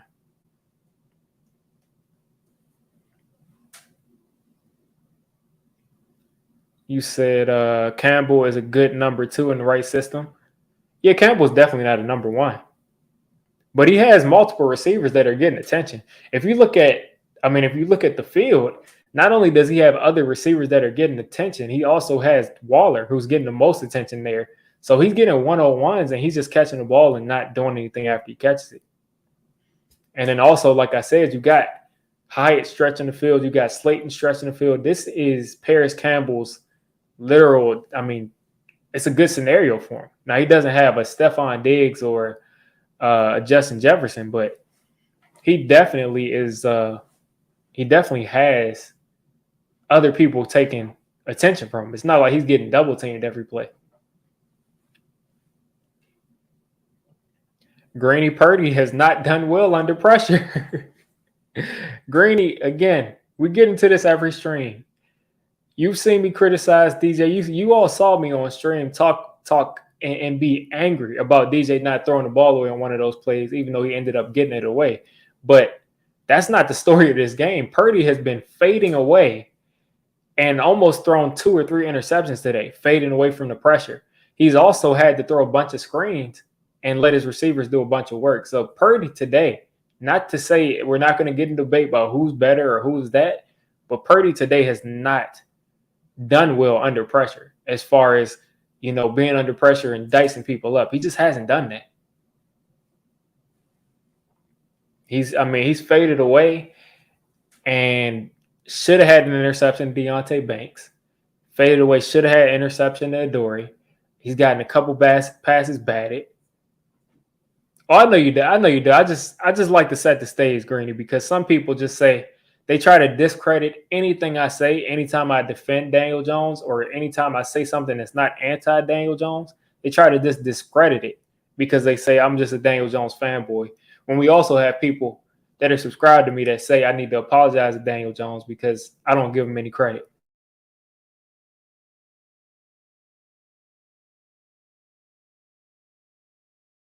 He said he wouldn't be here. Yeah. But let me check on that on Twitter. What's going on with Adoree'? They're playing Hyatt. He just hasn't gotten the ball because they've been getting pressure.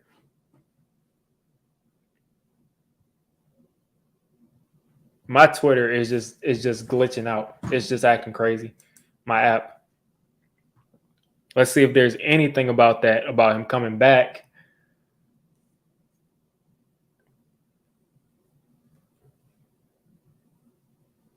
Yeah, my phone is acting crazy. My app on my Twitter is acting crazy. So they said Adoree was out of the tent and back on the bench the last time they looked. So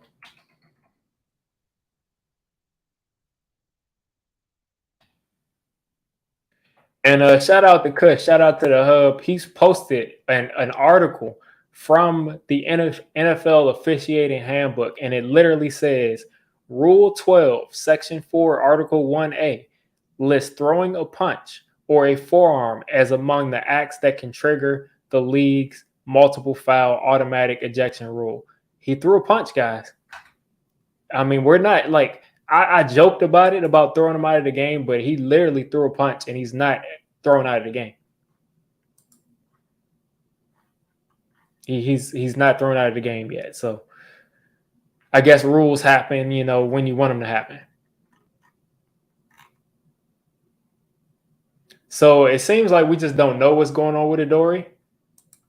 But what I heard is,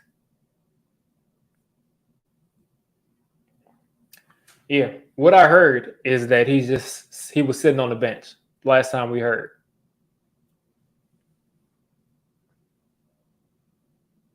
The penalty's offset, but still throwing a punch gets you kicked out. Like the only thing that could make them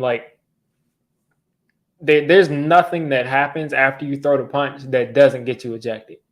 Like it doesn't only the other thing that can happen is the other person threw a punch and you both get ejected. But it doesn't matter if the person held and then a person on defense throws a punch, that person gets ejected either way. But it doesn't happen in this scenario for some reason. Yeah, Tibbs, I mean, he's got to do better. But again, he missed the first couple games last year. He's not a full-on second-year player yet. So I'll let him get seasoned some more. I'll let him get seasoned some more before I say, he's horrible and he's not going to be good. But he's got to make an impact. He's got to be more consistent. He's got to do better against the run.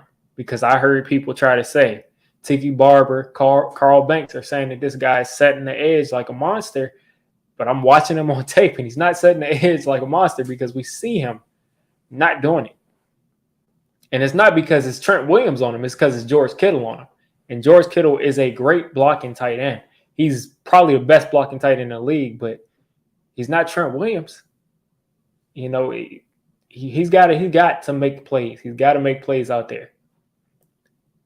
And I'm looking for him to do it looking for him to do it in the second half.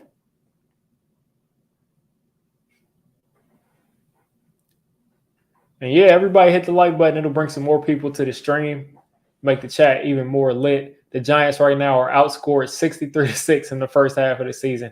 Who cares? Who cares? Second half is among us. The second half is among us. Christian McCaffrey, again, has a touchdown. 12 straight games, including the playoffs.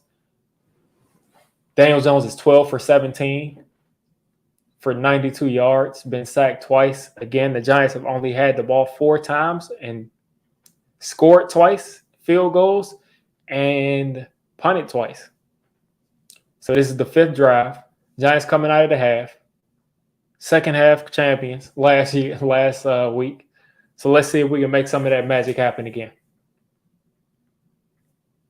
Niners are kicking it off. Eric Gray is fielding this in the end zone, and we're getting it going. Yeah, Thibodeaux also has been rushing way up the field and allowing some of these screens to happen too. And I'm sure they saw that on tape, and I'm sure Thibodeaux is he's acting like he doesn't care about what fans have to say, but he obviously cares, or he wouldn't be talking about fans and what they're talking about. So he's focused on, I got to get a sack. I got to make a play. And they're throwing screens right behind your head, man. 17-6. Giants offense out here. Hand off to Brightwell. Brightwell's got nowhere to go, but he's going to fall forward and get about 1.5 yards. He got literally everything you could possibly get out of that run. Second down coming up for the Giants. We cannot go 3 and out here. Let's make some plays, guys. We cannot afford that right now.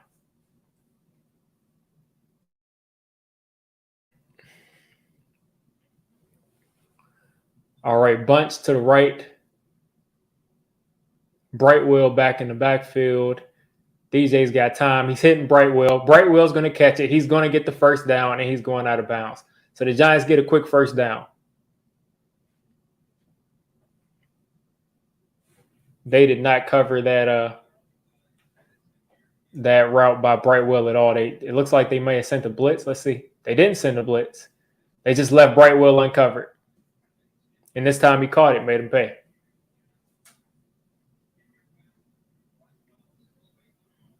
Brightwell still is in. Hyatt in motion. Hand off to Brightwell again. He's bouncing out to the edge, and he's going to lose yards. He should have just got upfield. He should have definitely got upfield. Wouldn't have had anything crazy, but bouncing that out to the edge was not the right decision. He would have at least gotten back to the line.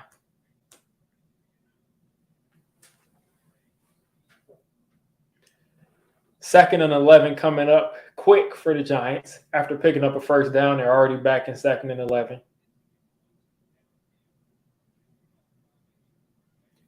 DJ in the shotgun. 4 wide receivers out here. Breida in motion. DJ's taking off. He's got a little space, and he's going to pick up about 5, 4.5, 5 right there. Shout out to EJ007. He's been a member for 27 months. Absolute GOAT. Absolute GOAT right there.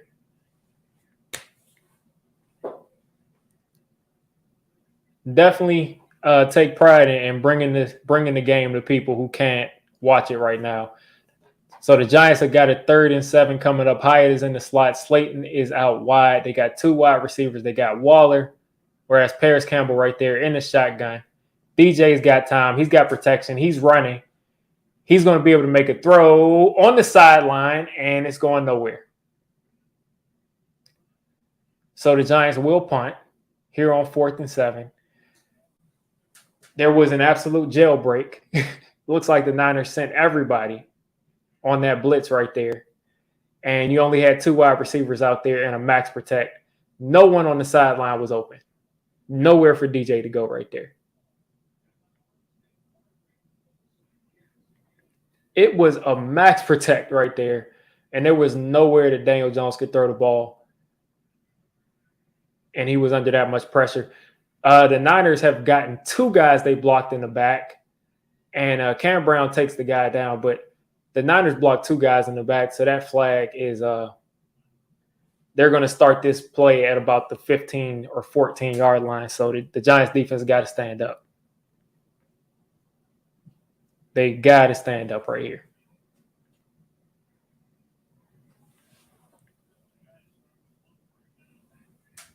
Again, this game is still in the balance. This game is still close. Defense has got to start making some plays. No interceptions, 1 sack this year, and this was a cover sack in the first quarter for Thibodeau. So we got to start making some plays. Got to start making some plays here. IDC, a.k.a. I Don't Care, says game over. Good night, everybody. I forgot who it was that said they had to get up at 4 a.m. Who was it that said they had to get up at 4 a.m.? I think it was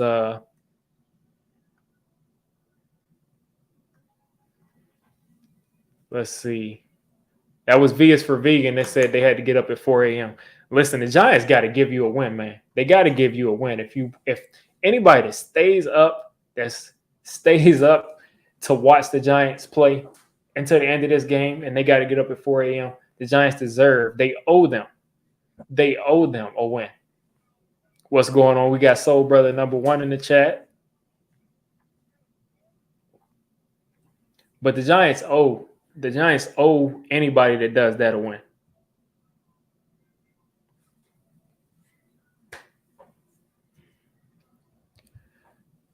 But the offense, I mean, it just is what it is. Now they're saying Deonte Banks is questionable return. I'm not that sure at this point about what we're going to be able to do on defense if Deonte Banks is questionable to return. I have no idea what's going on out here. It looks like Banks and Adoree might both be hurt. Maybe Adoree is hopefully going to come back in the game and he's going to be opposite Trey Hawkins and Darnay Holmes is in the slot.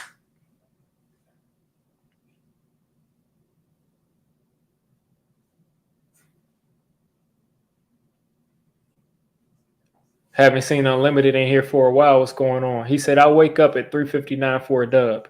Actually, I think I saw Unlimited in here either last week or the week before. But there's just a bunch of stuff I just want to know. Like, I just still want to know what is going on with Trent Williams and not getting ejected for throwing a punch. I'm not going to drop that, man. I'm not going to drop it.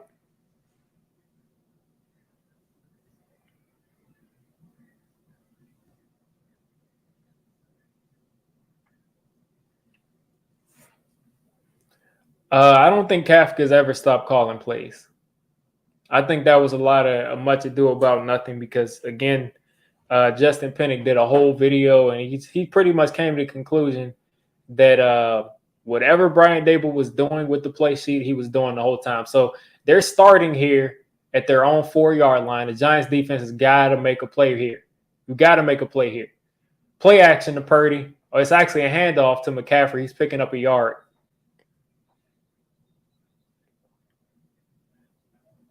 Yeah, some players in the league just get to be bullies. They get to be tough guys with no issues. Nothing happens to them. They can do whatever they want out there. Aqib Talib used to be able to take people's chains out there and not get flagged, not get ejected.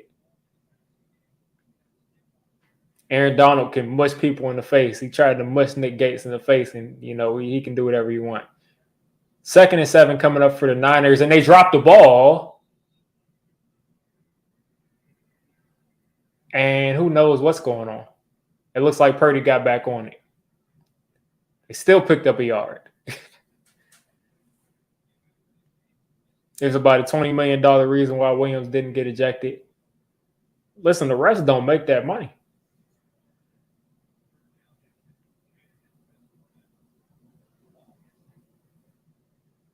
So they snapped the ball before Purdy was ready, and they lost the yard here. 3rd and 8. Get off the field right now. Get off the field. I don't want to see y'all on the field after this play. Get off the field. It's time to get off the field here. Purdy in the shotgun.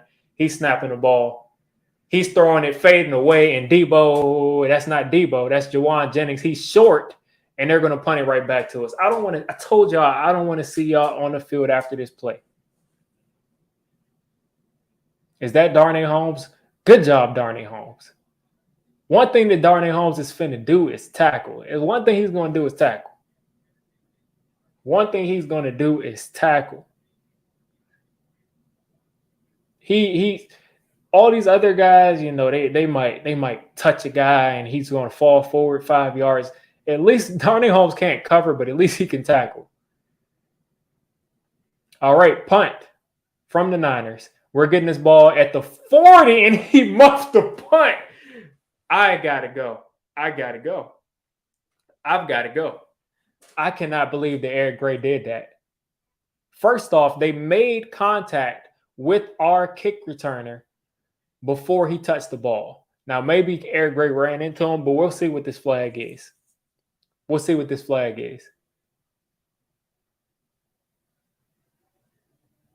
They're not supposed to touch our returner they touched our returner before he could field the ball.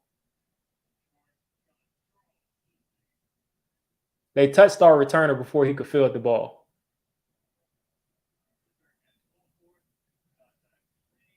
They're not supposed to touch him. Thank you. We're going to get a 15-yard penalty. The Giants got to get in the end zone here. They got to get in the end zone here. Because of a dumb penalty by the 49ers, we are in field goal range right now. We're almost in field goal range. So we got to get into the end zone. Non-negotiable. Non-negotiable. A short field, we got to get in there.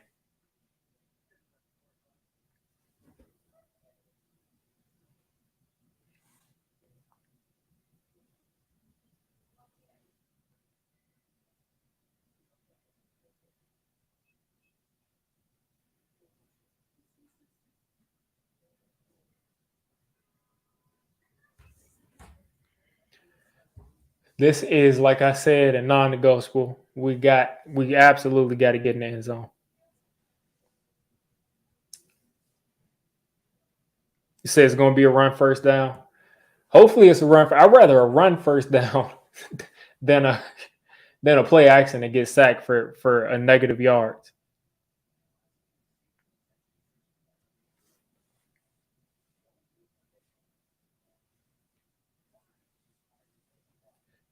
Like, can we get out of commercial? It's time. Like, why did Giants get the ball with momentum and you got to we got to be in commercial break for 15 minutes? Like, can we just get to it? Like, why can't we just get to it?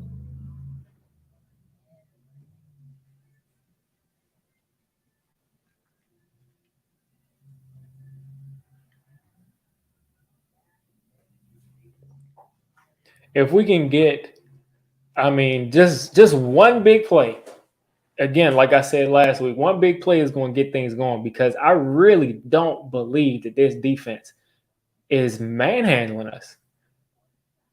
I mean, we're kind of doing what we need to do. We just have to execute a little bit better. Got to execute a little bit better here.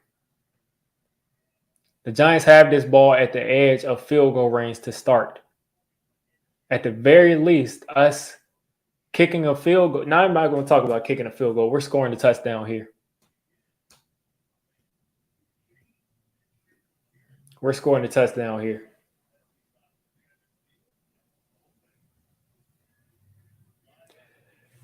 Jerry Rice at his advanced stage is on the sideline. I don't understand why we would care about Jerry Rice at the game.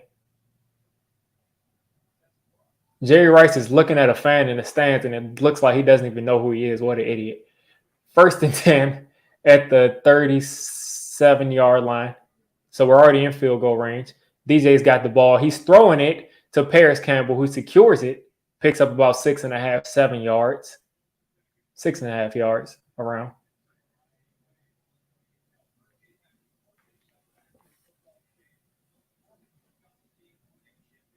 Nick Bosa just keeps touching the quarterback. Why don't you stop doing that, man? Why don't you stop doing it? But I'm not talking about you. Let's move on. 2nd and 3 coming up for the Giants. A long 3. 2nd and a long 3. In the shotgun again. Breida stays in the pass protect. He's got time. He's taking a shot. It's a back shoulder. There's pass interference. Let's go. Darren Waller got interfered with, and the Giants are going to get this ball inside the 20-yard line. As Darren Waller tried to turn around and catch that ball, he got grabbed up and interfered with. I picked higher than 60 yards for Darren Waller. Looks like he's not going to get it from what I've seen so far. But Daniel Jones throwing some back shoulders today. And he definitely was interfered with right there. Only because the corner didn't get his head turned around. 1st and goal coming up for the Giants inside the 10. Handoff to look at Breida up the middle. Let's go. Breida is a beast. Look at Breida explode up the field like that, man. I love to see it. I love to see it. I love to see it. I absolutely love to see it.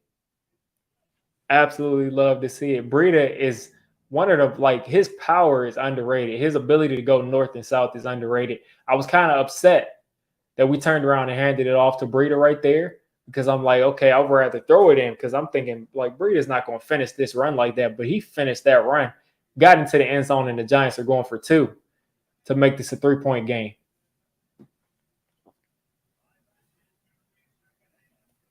Bunch to the right, 2 wide receivers left.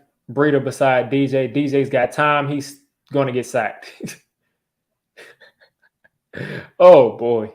That doesn't count as a sack for Nick Bosa, but he tackled the quarterback trying to throw the ball on a 2-point conversion.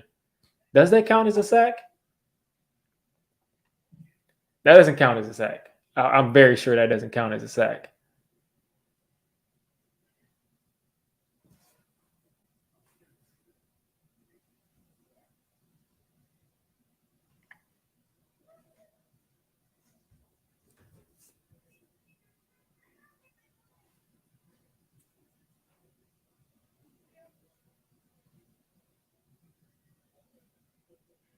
Some people are saying we shouldn't have gone for it there. I feel like we should have. I mean, it makes it a 3-point game. If not, it's a 4-point game. Who cares if it's a 4 or 5-point game?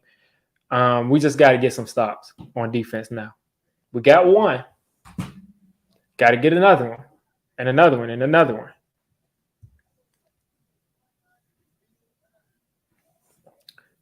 Offense did what they were supposed to do. This isn't a Daniel Jones did his thing type of game so far, but the offense did what they were supposed to do here. They got into the end zone. They're 4 points behind, or 3 points behind. I think they're 5 points behind, maybe.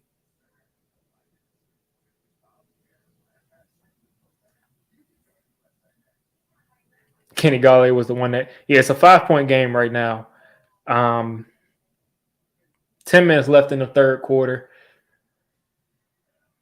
Offense got to get the ball back. They got to get the ball back. Let us get this ball back, come back down, get in the end zone. But I'm smelling a turnover on this drive.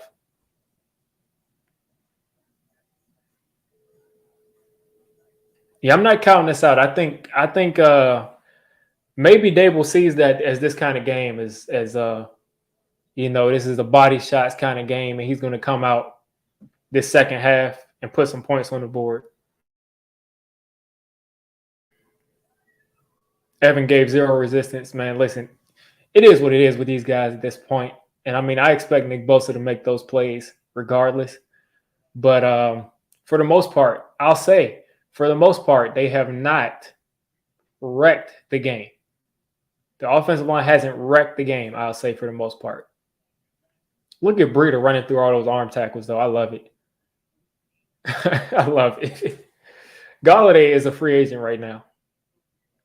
I think one team brought him in as a practice squad member and let him, I can't remember, but I'm pretty sure he's still a free agent. 17-12 right now. One score game after a bad penalty by the 49ers, after a 3-and-out, deep in their own territory. Gave us a short field. We capitalized. What was McCaffrey sniffing? Probably sniffing salts. I don't know. McCaffrey's out there this time.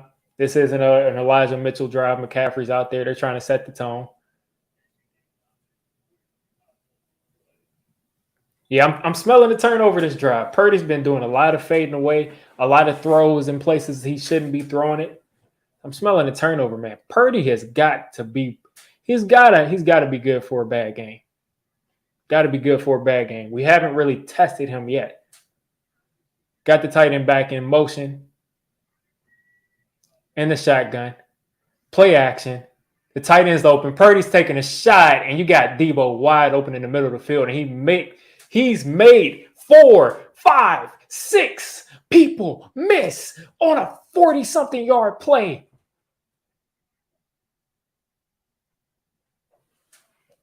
The Giants defense is the worst tackling unit in the entire NFL. They're horrible. Let's count. Trey Hawkins missed. He didn't touch him. Pinnock missed. Okereke missed. Pinnock missed again. McFadden finally takes him down 40 yards downfield. This is ridiculous. This is literally unacceptable. With how many times that you have got to tackle. There's pass rush on Purdy. He's getting sacked. Way to respond, Giants. Way to respond. Leonard Williams right there with the pressure. Okereke is not here to be missing tackles like that, man. He's not here to be missing tackles like that.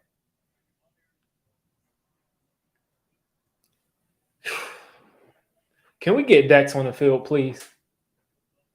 Can we get Dex on the field? Why do we need 98 on the field?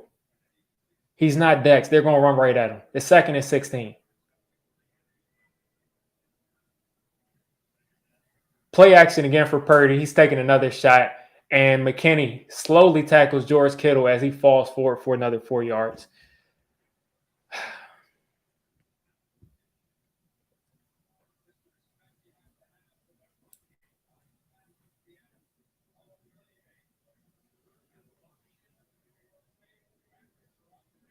And that's not even McKinney giving up a play. I mean, that's McKinney having to recover because both linebackers bit down on the play action that hard, and I don't blame them.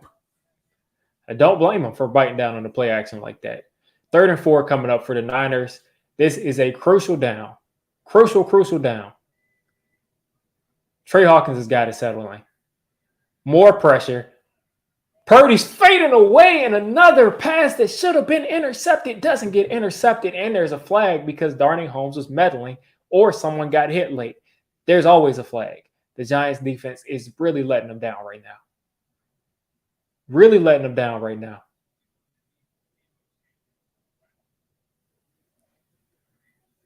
Oh, my gosh. I mean, like, this is what happens when Darnay Holmes gets in the game, first off. 5 yards, automatic first down.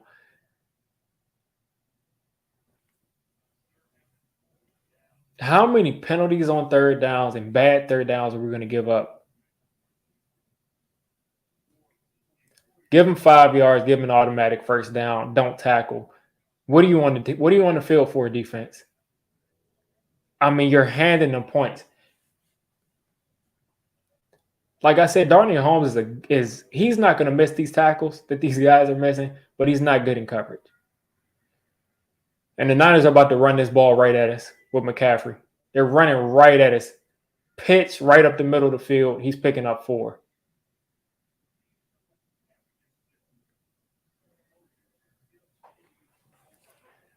I mean, it is what it is. I mean, we did all we could to keep Darnay Holmes off the field, but Adoree is hurt.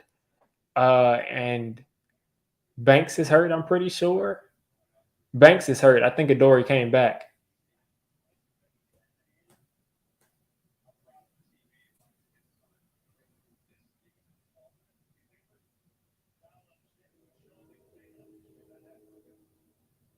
Adoree's back out there, like I said, following Debo in man coverage. This ball, my gosh. I'm just so disgusted by this defense, man. So disgusted by this defense. But this is what the Niners do. But at the same time, I just want to see a better tackling effort from what I'm seeing. The Niners, again, are going to walk right into the end zone. Purdy, with Thibodeau bearing down, flips it to McCaffrey for a nice check down, and McCaffrey picks up a first down. McCaffrey made a great catch because that ball was way out of reach. So now you got a 1st and 10. After penalties, after missed tackles, just really giving them everything they want. And this is going to be another run to McCaffrey right up the middle of the field, and he's making a guy miss, and he's falling forward for 7. He's untouched, almost. 2nd down coming up for the Giants. Deonte Banks is out with an arm, and he's questionable return. That might lose us the game. That really might lose us the game, folks. It seems like Jalen Smith was more of a reliable tackler than Bobby Okereke is. It really seems like that. Really seems like that.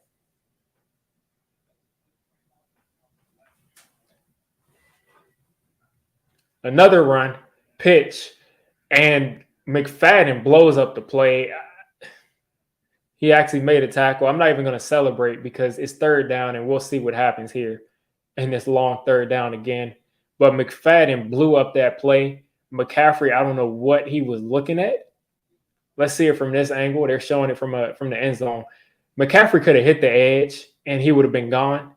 But he paused and hesitated, and he just let McFadden blow that play up. He's linebacker 1 this game, but he has not had a good game overall. 3rd and 8 again. 3rd and long again for the Giants. What are we going to do? I'm going to turn this game off. I swear I'm going to turn this game off. I swear I'm going to turn this game off. That's not a penalty. How can you throw a flag right there when there's no contact? It's just called covering the receiver.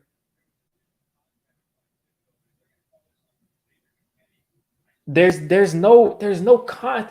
Let's see the flag. Let's see the penalty. Let's see the play. Kittle is out there. Thibodeau presses him. So Thibodeau illegally.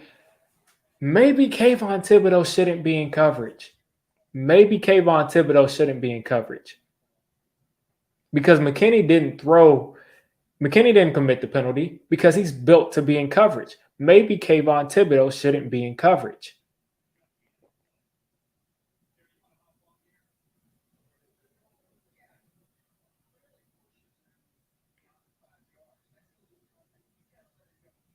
Like maybe Kayvon Thibodeau shouldn't be in coverage, and he's on the sideline now. Like I don't understand what Wink's obsession is with putting this dude in coverage, and you got to toss. And I mean, what do you expect? What do you expect in this situation for a defense to give up this many third downs to penalties and to bad tackling? What do you expect? What do you expect? I'm not even going to call Thibodeau trash because you know why? College, he's not being used as a pass rusher. He did not get drafted to play coverage on third down. Why is Kayvon Thibodeau? Why is Kayvon Thibodeau dropping into coverage on third down on a consistent basis? That's going to be part of my reign if we lose this game. Another play action. Purdy throwing it up. He's throwing it away. Another third down coming up. Third and goal. What do y'all got going? What do you got? What do you got on third and goal? What do you got on third and goal this time?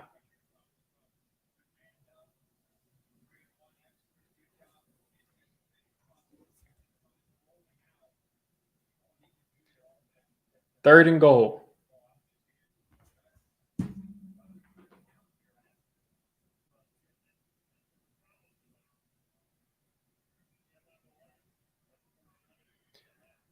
All right, third and goal. Pinnock on the tight end and the shotgun for Purdy. Two wide receivers left, one wide receiver right. Purdy scrambling, and he's throwing that short.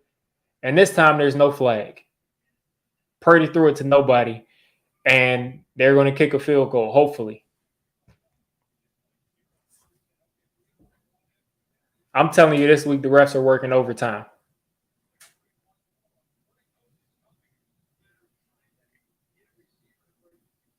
And again, every single time Purdy's under pressure, he fades away and throws the ball like this.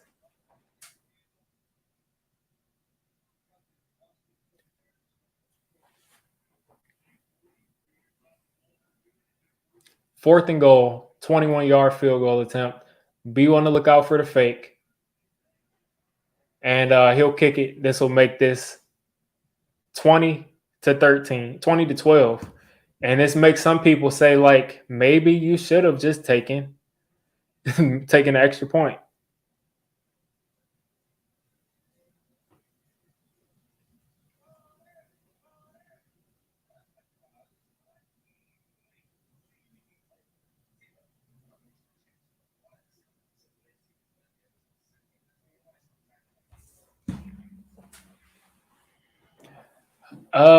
Listen, man, like they've actually been pretty decent against the run on a down to down basis. They just had a couple of runs that have sprung, but what's going on right now is they just are just not executing on third down.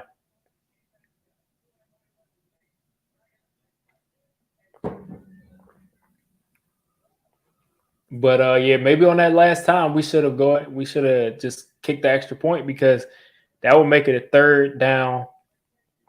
That would make it a 7-point game if we'd just kicked that extra point. Yeah, the offense has to go for two now because that'll tie up the game, and we're getting close to the fourth quarter.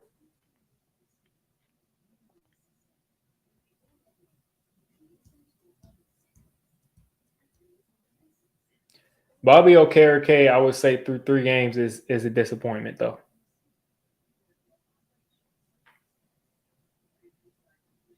Because I thought one thing that he will bring to this defense is a sure tackler, which he's always been, but for some reason now he's not. And he's just not. He's just not a sure tackler.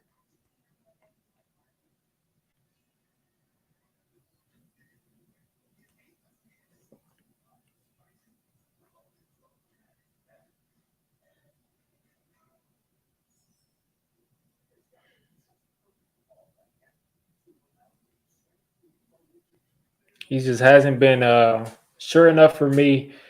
And I really just don't want to see Kayvon Thibodeaux in coverage again. I mean, it seems every single third down we're dropping a guy who we drafted top 5 to why are we drafted a guy top 5 to be a pass rusher, and we're dropping him into coverage every single third down. At that point, why take a pass rusher top 5 if you're not going to use him on third down when it's time to pass? He's not a pass rusher at that point. You might as well just drafted a corner or trade it back and drafted a corner last year. Dable's having a discussion with the referees. Hopefully, whatever he says to them is going to get them to start calling the game straight up. Tackling has to do with the easy camp this year. I don't know. This time the Niners kicked it short. Eric Gray is going to try to take this out to the 25, and he can't. And this will be Giants ball at the 19.5-yard line.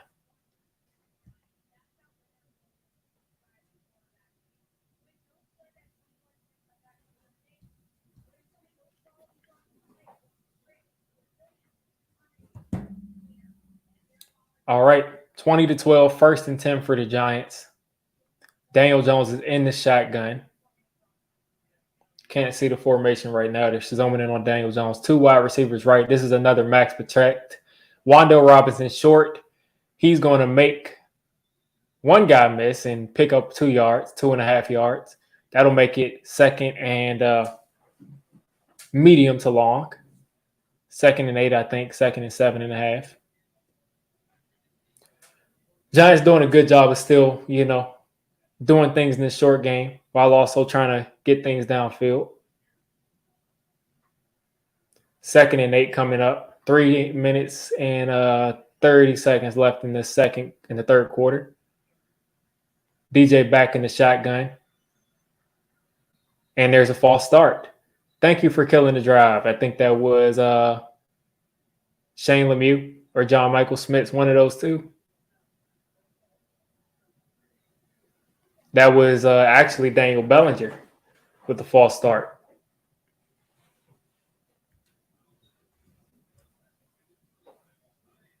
I knew somebody false started. I saw the movement. So this will make this 2nd and 13 instead of 2nd and 7 or 2nd and 8.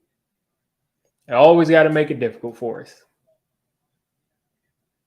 I mean, a false start has to be the most frustrating thing because it's not even about something that your opponent did. It's just about you just doing something stupid. Daniel Jones has protection. He hit Wan'Dale Robinson right in the chest right there, picks up about 4 or 5 yards. Right there is the 49ers corner who's celebrating because he tackled him as soon as he touched the ball. But I'm just happy Wan'Dale Robinson caught that, and we'll make this a somewhat manageable 3rd down and long. And this will be 3rd and 9. The Giants have converted 0 3rd and 7+ yards on 3rd down. Bosa's licking his chops. Giants got 2 guys in the backfield. Looks like another max protect type of situation.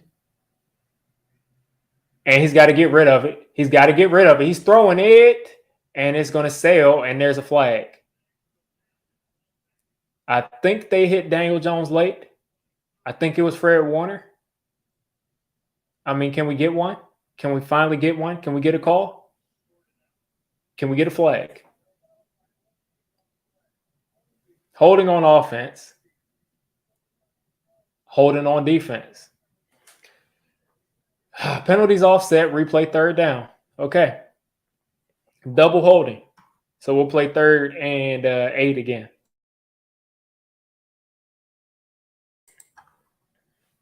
Or 3rd and 9 again. 2.5 minutes left in the 3rd quarter. If the Giants can get this 1st down, I really feel like they'll be able to start to get some stuff going on down the field.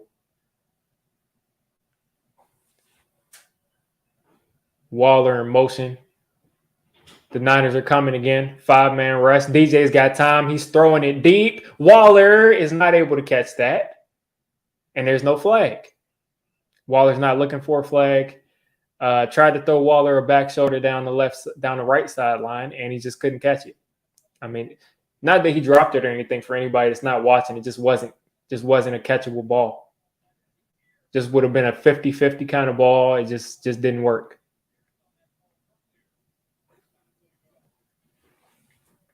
And the Giants will punt 4th and 9. After all of that from the defense, after all of them wearing themselves out, after all of those third downs and bad tackling, it's all up to the Giants defense again, and they're getting this ball at the 31-yard line.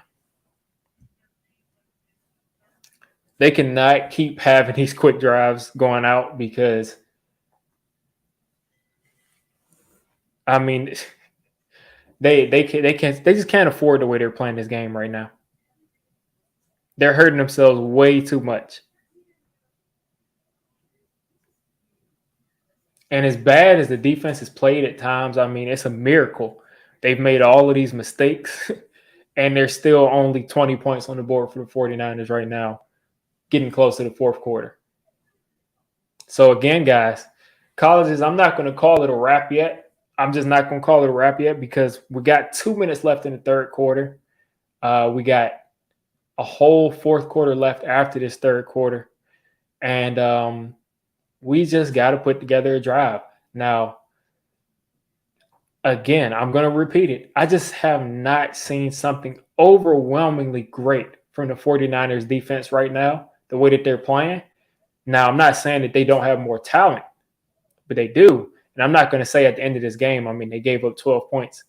That stands for something. But I really do feel like things are there for them to be able to put up points on the board. I don't think they're drafting a quarterback. I mean, listen, if for some reason the Giants are at the top of the draft where they're picking like top 2 or 3 and they can take a superhero quarterback, maybe they consider it. If also they just aren't good and they don't think Daniel Jones can get it done, I could also see them doing a Jalen Hurts kind of thing where they take a guy in the 2nd or 3rd round and they develop him for a year and they, throw him in there. But right now, they have got to just get stuff going. I mean, I can't wait to look at the tape from this game to see, if Jones is missing things. But just been a lot of weird stuff on offense, in my opinion. A lot of weird stuff going on. Purdy hasn't looked great. Their pass protection I already knew was a weakness for them. I just haven't seen anything crazy.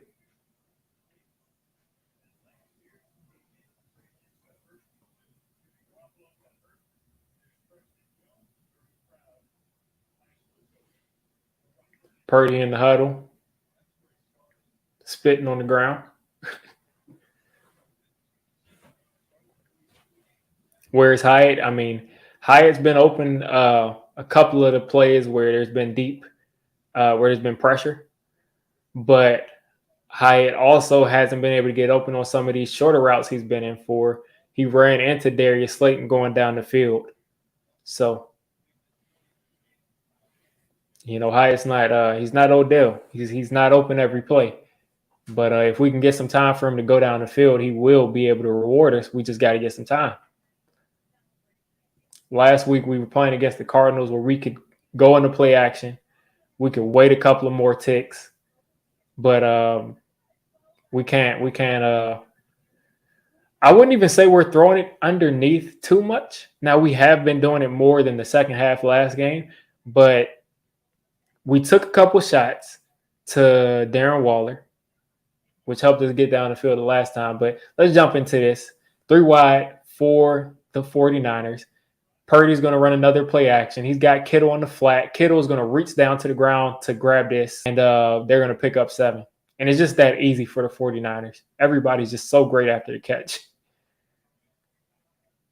I mean, Kittle literally picked it up off the ground almost because the throw was so low, didn't break stride for some reason, and was able to just get the corner, accelerate, and pick up 7 yards. I mean, it's just way too easy. Pick up 8 yards, actually. And the Niners are just running. They're throwing the ball so much. And I just really think we can capitalize. There's been so many opportunities to capitalize on them throwing the ball. Toss to Elijah Mitchell. He's going to pick up about 7 yards, and they pick up this first down.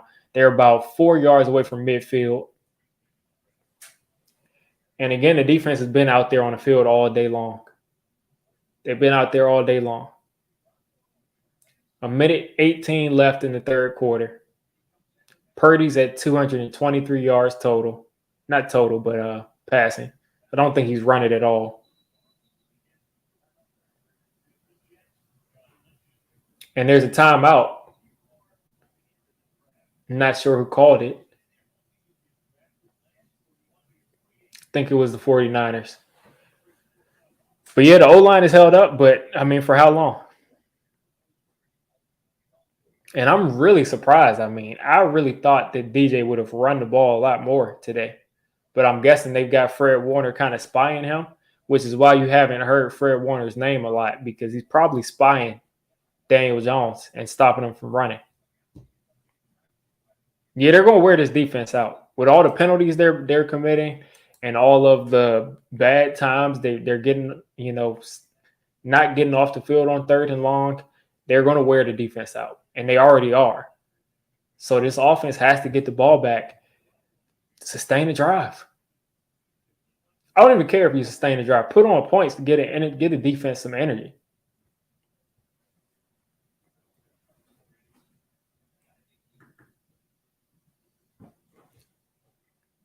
And Raheem Nunez-Roches is kind of limping off the field. He's hurt. Who knows what's going on with him?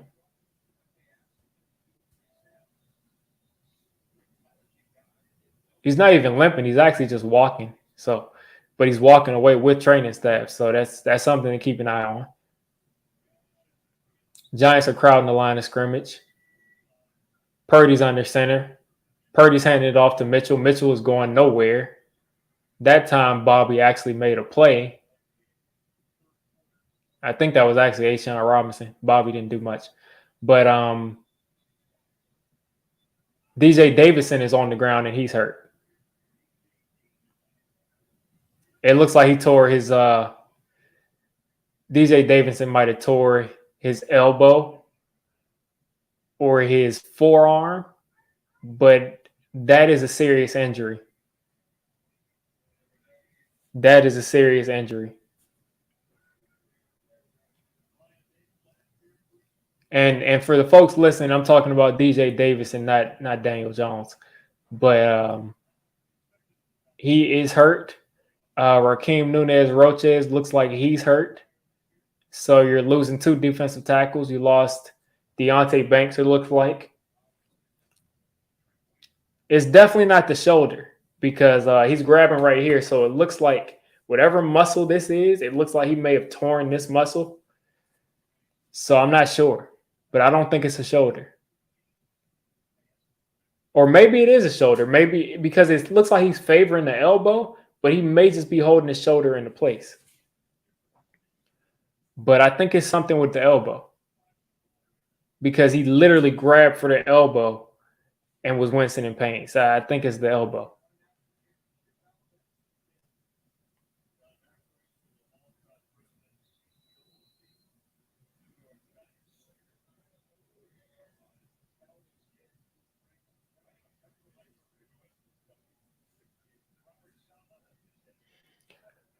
All right, the Niners have gone from being under center to being basically 3 wide with the quarterback back there by himself. There's pressure. He's hitting Kittle. Kittle's going to stiff arm a guy, get up the field, pick up 20-something yards, and that's what Kittle does best.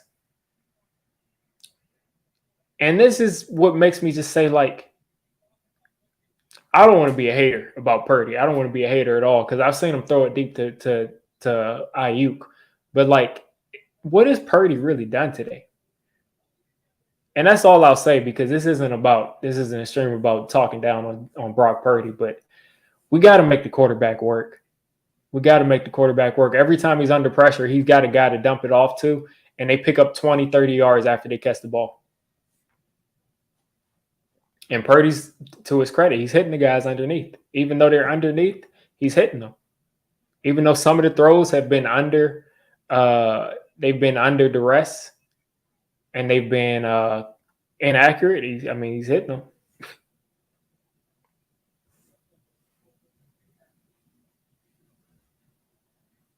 Purdy had 252 yards, and I don't think he's thrown the ball more than 20 yards down the field.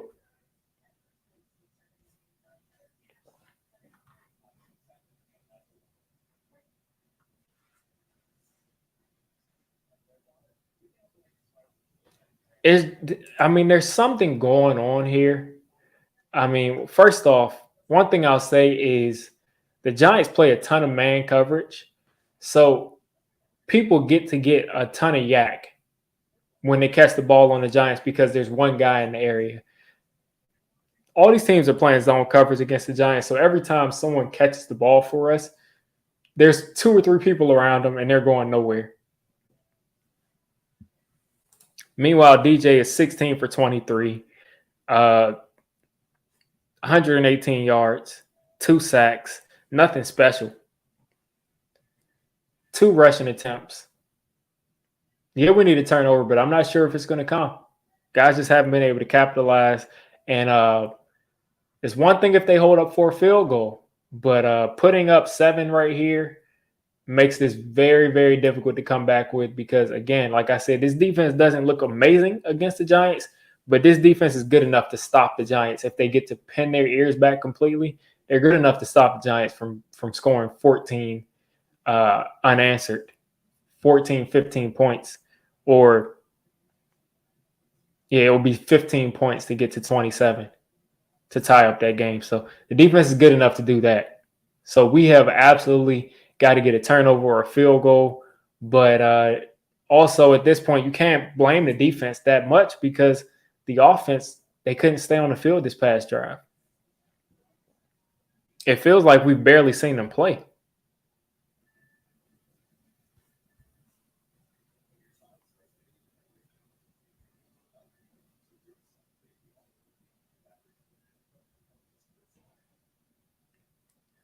It really does feel like that. Like we've barely seen these guys play.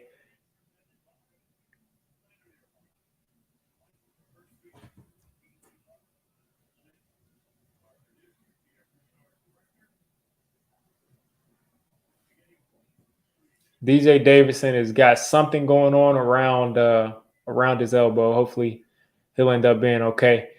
Purdy is taking a shot, and that is broken up by Micah McFadden, and there's a flag.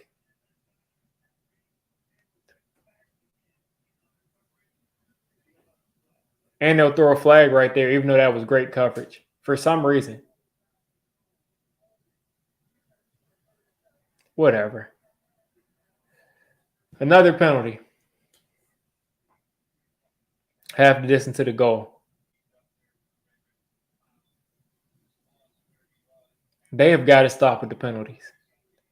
They've got to stop with the penalties. Michael McFadden did an exceptional job. He's got to do a better job tracking the hands, but at least he swatted it out of McCaffrey's hands.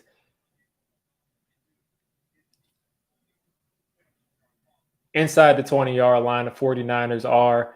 Debo is in the slot. Giants send another blitz, a run blitz, and Michael McFadden is going to tackle this dude for a 3-yard loss. McFadden's having a decent game. I'll give him his credit. As he's making more of these plays, he's having a decent game. He's looking a lot better than his running mate, and he's coming out of the game for Isaiah Simmons now.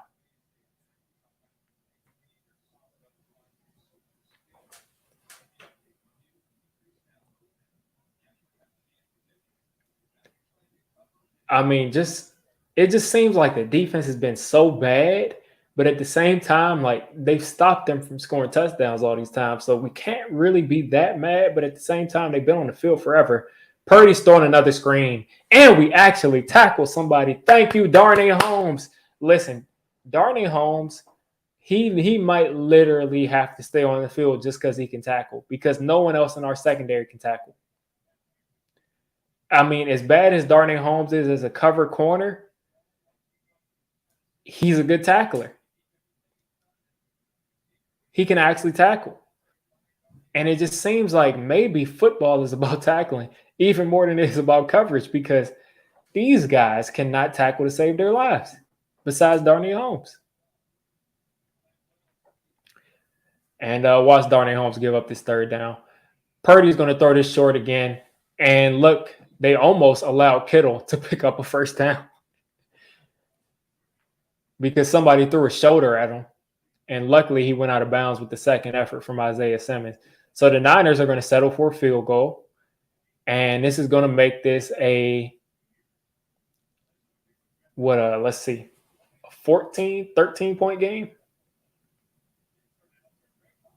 So this will make this a 13-point game. So if the Giants go down the field and score a touchdown, that'll make that a 7-point game. I mean, it'll make it a 6-point game if he makes his field goal. So they're lining up 36 yards, and that's right down the middle. Okay. I need some stuff from y'all. I need something from y'all. I need something offense. We cannot go out there and lollygag and punt the ball back. This defense is fighting. Yes, they're not playing that well, but they're not fighting good enough. They're not. What's going on? They're at this game fighting. They're at this 49ers game fighting each other, and they are stomping out this dude. And it's 49ers fans fighting each other. I just saw something on Twitter. I got distracted. But this defense is not fighting the way they are for this offense to continue to go out there and not even let them sit down on the bench for 10 minutes. Luckily, we got a commercial break. Give the defense some rest. And I'm going to start a timer right here. I'm going to start a timer. And I'll add like a minute to it, a minute and a half to it, just to see how long this offense can sustain a drive.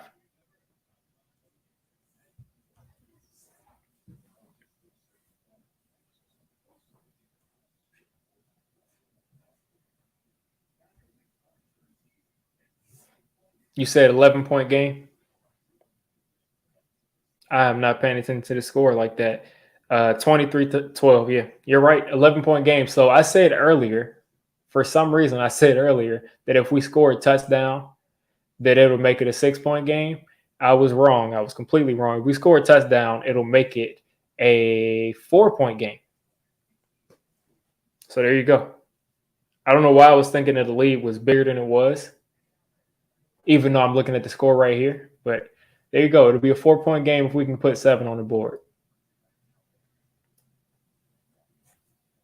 And again, I got my stopwatch running. And hopefully this time the offense can give the defense some time and they can score. Now, it's 12 minutes left in the fourth quarter, so they got to get the ball, score. They got to get the ball again and score. They got to score 2 touchdowns. Or they got to score a field goal and a touchdown and an extra point. I mean, in a 2-point conversion. And it's just like, if you don't go for 2 early on in the game, and I'm not going to say anything because I wanted to go for 2 right there, but if you don't go for 2 and you take the extra point, then you would be able to score a touchdown and just kick a field goal, and you'd be fine. And you'd be tied. So we'll see if that comes back to bite us. They're kicking this off. Let's get some fourth quarter Daniel Jones magic. This is going into the end zone.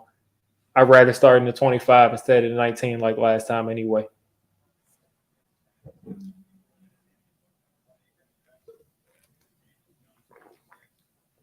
Daniel Jones is 14 for 17 for 111 yards under pressure, 2 for 6 for 7 yards under pressure.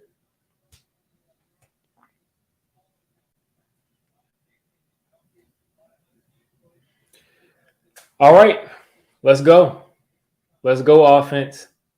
Breida's in the backfield. Waller's out there. Yeah, I'm pretty sure Fred Warner's just been spying Daniel Jones. They might send a blitz. They're sending 4. DJ is going to take, and there's a hole right there. Hopefully DJ is going to slide and not get hit right there, but that's going to go back 10 yards because the tackles were holding.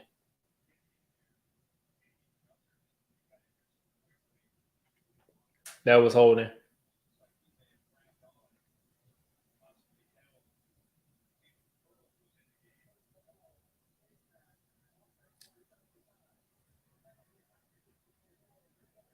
15-yard penalty face mask. Will have to distance to the goal face mask on Josh Ezeudu. And I mean, he wasn't going for the face mask. He just was trying to stop him from. He might as well have held him. If he had just held him instead of the face mask, I mean, it'd be 10 yards. But either way, it's half the distance to the goal. So 1st and 22 for the Giants coming up. They got a huge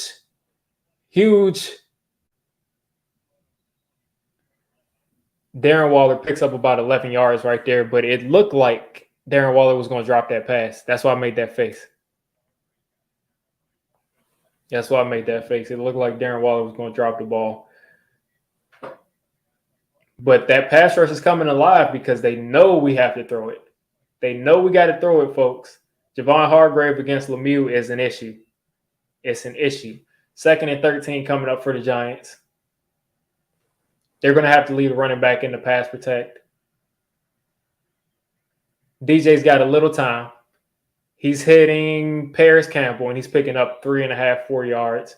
That's not going to help us much. That's not going to help us much. We need to be throwing the ball further down the field, but there is pressure with just the 4-man rush from the 49ers, and they're literally max protecting. They're leaving in 6, 7 people to block, and they cannot block these folks.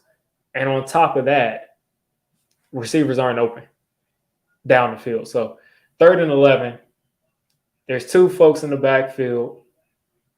Hyde is at the bottom of your screen. Blitz is coming. Blitz is picked up, and Daniel Jones throws the ball too high for Waller. And the Giants are going to have to punt here on 4th and 11.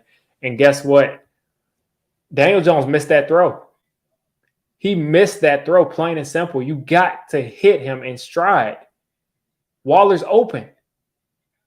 Hit him in stride, man. Hit him in stride. He's open.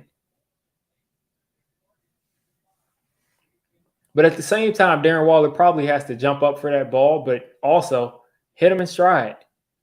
So, again, remember I told you I was going to start a stopwatch? I'll tell you all that by the time the defense gets on the field, I'll tell you how long that they've been sitting on the sideline real time. And they're going to return this. And Ray McCloud is going to take this back to the 30. So I will tell you the second the defense gets on the field, I'll tell you how long it's been since they were last on the field. So they'll go to commercial. Luckily, they get that time. But the Giants offense let them down. Daniel Jones missed that throw. I mean, this was a game that we shouldn't have been in, that we were in, that we should have done a lot better in.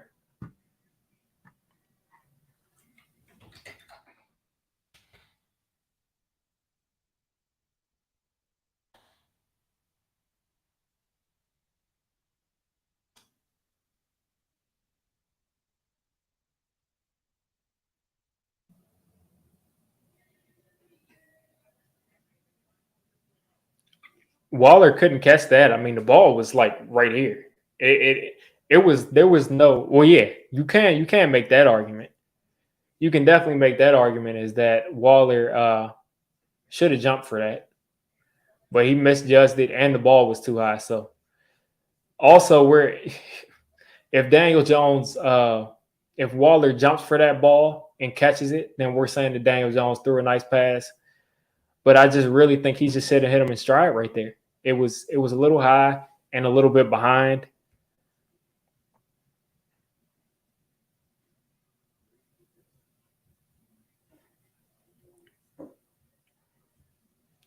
I mean, it's just starting to seem like if you protect Daniel Jones like every other quarterback, if he's got a clean pocket, he's gonna dice you up. But if he doesn't, he's gonna be off target. He's gonna be doing a lot of crazy stuff. I mean, because yeah, Waller could have jumped for that. He could have definitely jumped for that, but also he should have done a better job with that pass. Hopefully Deonte Banks is okay and he's going to be back next week because we cannot afford to lose that dude.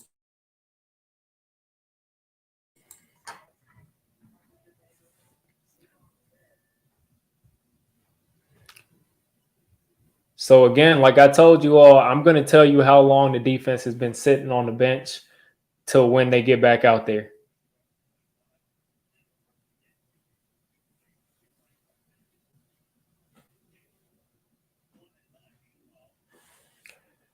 This is how you know the game is over when they start advertising next week's Thursday night football.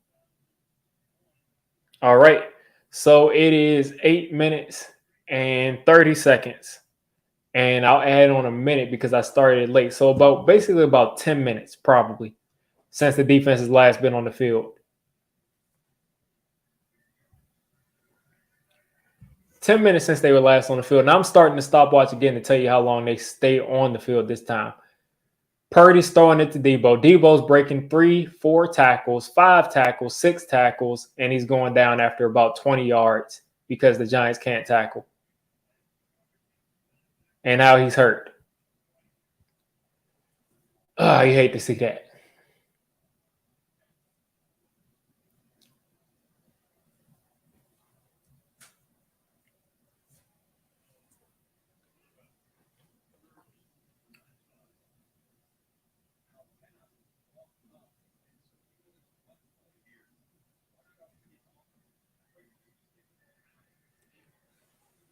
They have got to do a better job tackling. I mean, I don't understand why. Let's see this again. And again, Debo's hurt, and that's awful. But Michael McFadden missed another tackle.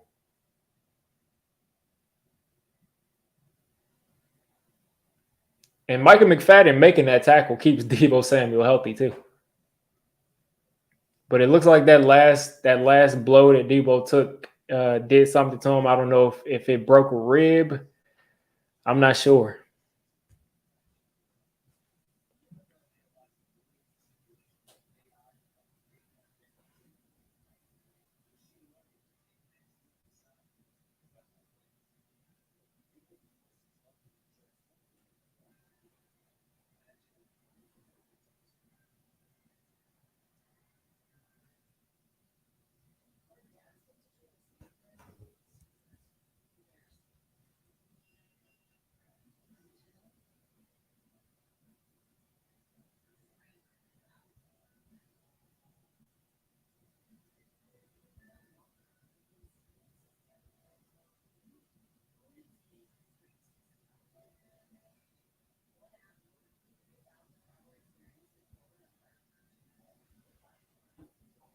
Man. We'll see what happens when we get out of this commercial break, but they are just doing a horrible job tackling, and that's really the biggest discrepancies in this game is the tackling and the third downs. That's really been it on defense at least, and then on offense they just have not been able to execute.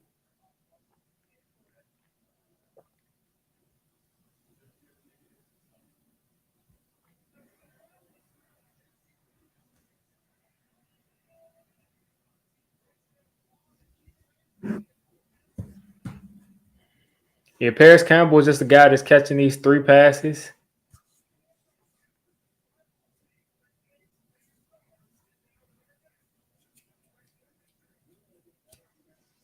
I already knew how this was going to go. I put out a tweet saying Daniel Jones lost the game with that inaccurate throw, and now I'm back to being a DJ hater. Back to being a DJ hater on back to being a DJ hater on Twitter. They're gonna call me that again.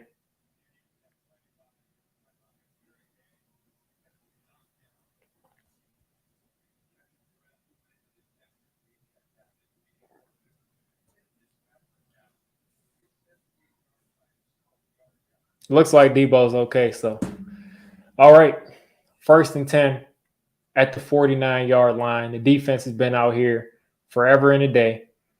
49ers switching formations. They have no wide receiver threat, to be honest with you. They're throwing it still, and they're still trying to force fumbles instead of tackling. And Kittle picks up 8.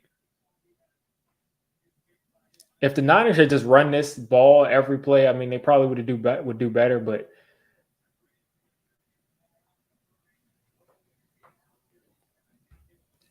I mean, I guess Pinnock, man, They both missed that tip. Wow.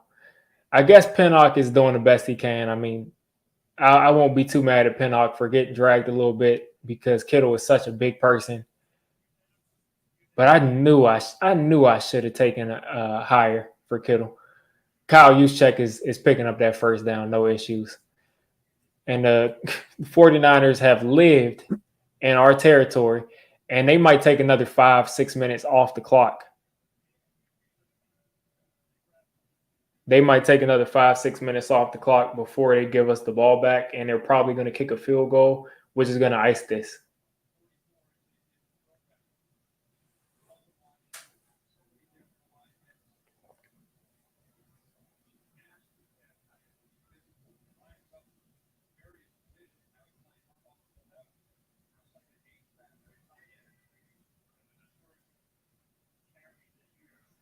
And McCaffrey's gotten to the edge, picks up 4, and they're going to start to ice this right about now.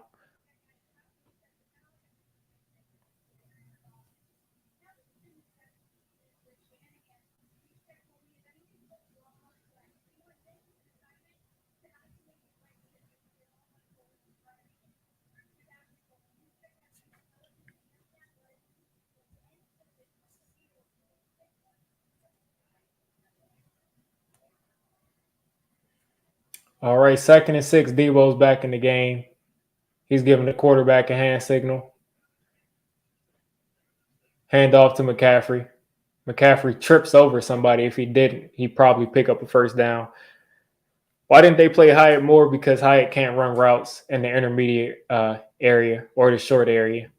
And they felt like they didn't have time to work him down the field,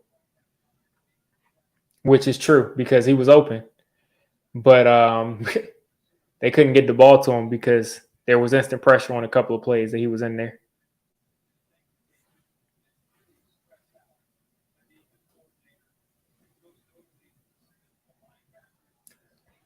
Third and 2 coming up for the Niners in the shotgun. Purdy hitting another guy wide open, McCaffrey for a first down. And again, this clock is dripping down under 8 minutes now. And I usually look at 8 minutes as the magic number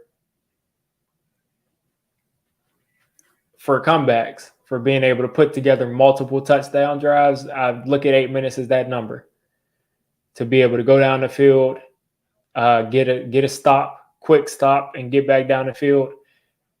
I see that as the magic number. And now they're under 7 minutes. Juszczyk in motion. And it looks like the Giants aren't going to cover the spread.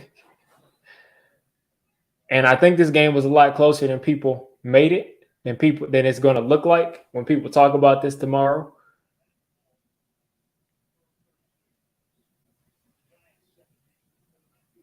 But I also can't say that I leave this game feeling like we played up to the Niners. It just seems like the Niners haven't been able to execute that well today.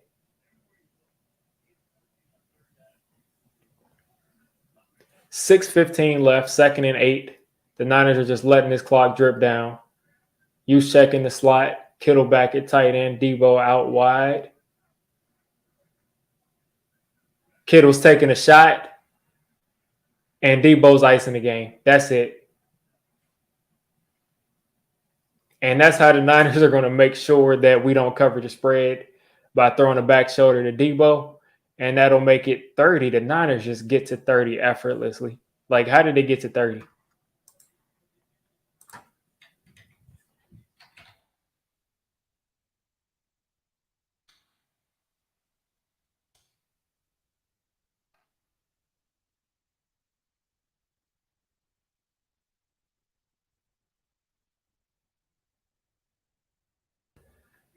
Oh, man, I know today's going to be a day.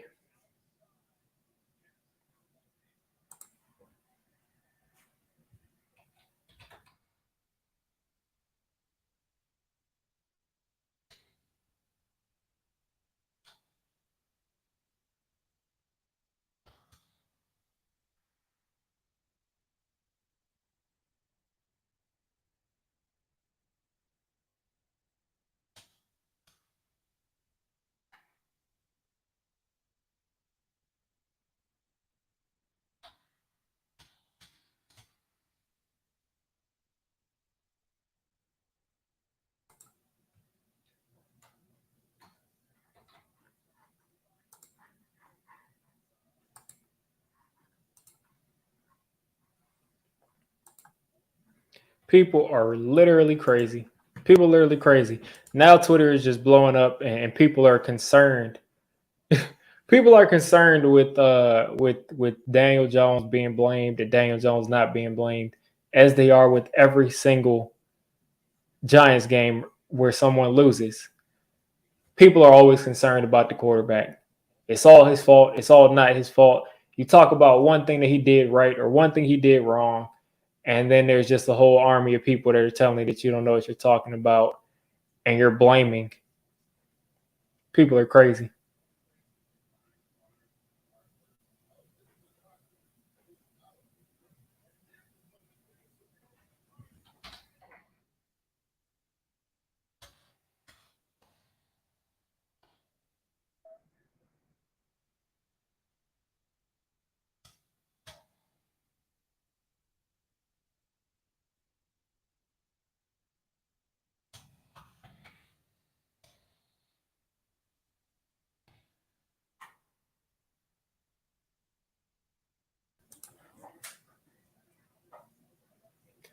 Yeah, but that is that's just really frustrating there. Really frustrating there. I already know how this whole thing is about to play out because every single time you criticize the dude Daniel Jones, when this is not his fault, nobody's blaming this game on him. But I say if he makes one throw and extends a drive, it gives the Giants a better chance. And him missing that throw put the nail in the coffin is be blaming the entire game on him. Is what it is right there. But now that this game is completely over, is definitely over, and anything that gets scored right now is garbage time. Today was it was a story of third downs. It was a story of penalties. It was a story of missed tackles and the offense not being able to sustain drives.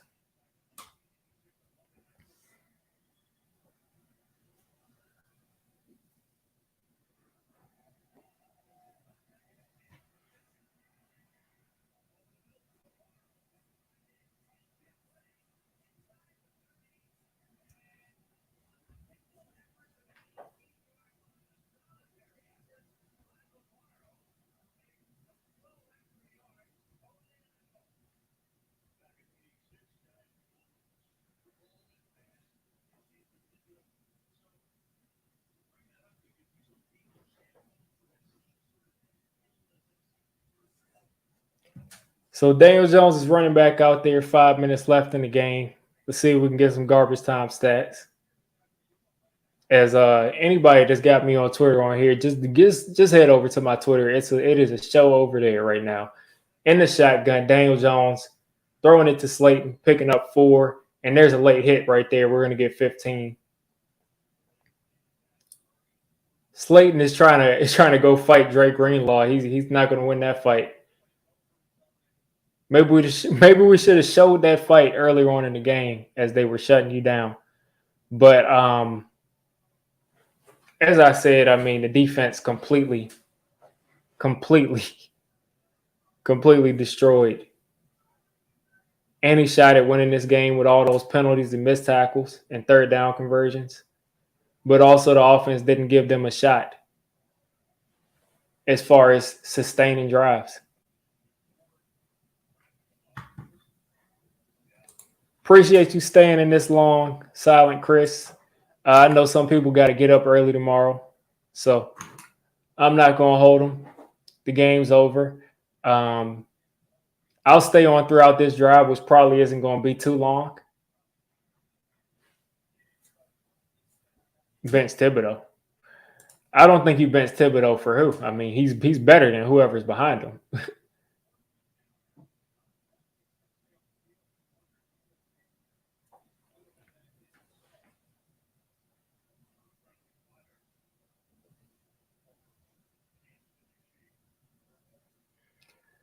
First and 10 for the Giants across the 40-yard line. Hyatt is in motion. I'm going to be so annoyed if Hyatt goes down the field and makes a big play. And there's Slayton picking up a first down, talking trash. There's 5 minutes left in the game. You got to score, 18 points to win? And Greenlaw looks like he's hurt.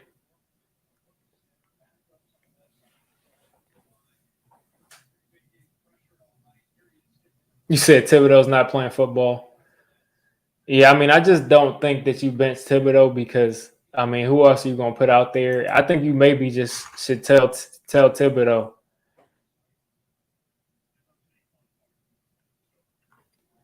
Yeah, I'm going to have to get to these people on Twitter later, but I think you should just tell Thibodeau to stop dropping in the coverage. I think you should really stop dropping in the coverage if you're Wink Martindale. There's no reason to do that.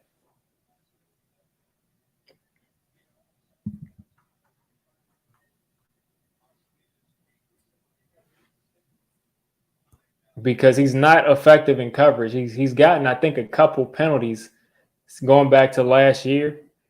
My Twitter name is Diggy546. But he's gotten a couple penalties in coverage the last couple years. And Breida's going to catch that, picking up 3 yards. And the Giants are putting together a little bit of a drive. Hopefully they run some clock down right here so we don't have to keep watching this too much longer.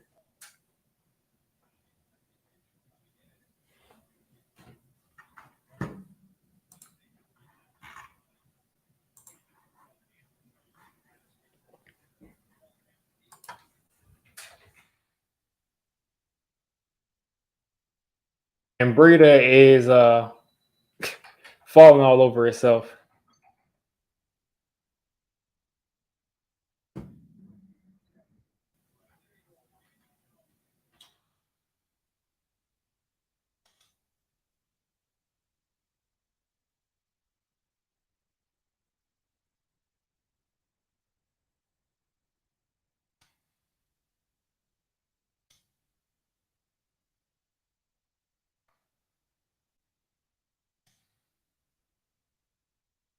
And DJ is going to throw another interception. That ball's getting popped up in the air.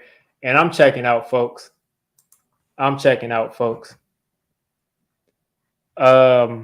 Mark, you can't say things like that on YouTube, dude. You can't use words like that are slurs on YouTube. Honestly, dude, I'm not really a fan of that word. And if I could, I would get your account taken down, but it is what it is there.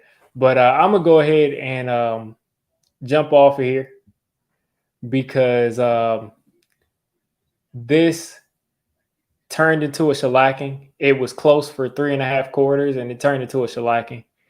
And maybe I need to argue with some people on Twitter, but I'm going to go ahead and make my post-game video. You guys go ahead and get some rest. We got 11 days until we play Seattle. We just got to show up as a better team. We got to tackle better. We got to be better on defense because Seattle is a different animal, but they can also put up, 30, 40 points a game on us too. So appreciate y'all for sticking with me this long. I'm going to go ahead and wrap this stream up. And by the way, Evan Neal looks like he's on the sideline getting his ankle taped up for the 30th time. So hopefully this team can get healthy over these next couple of days as Evan Neal limps around and he can't put any weight on that ankle. This is fun, guys. I'm going to jump out here.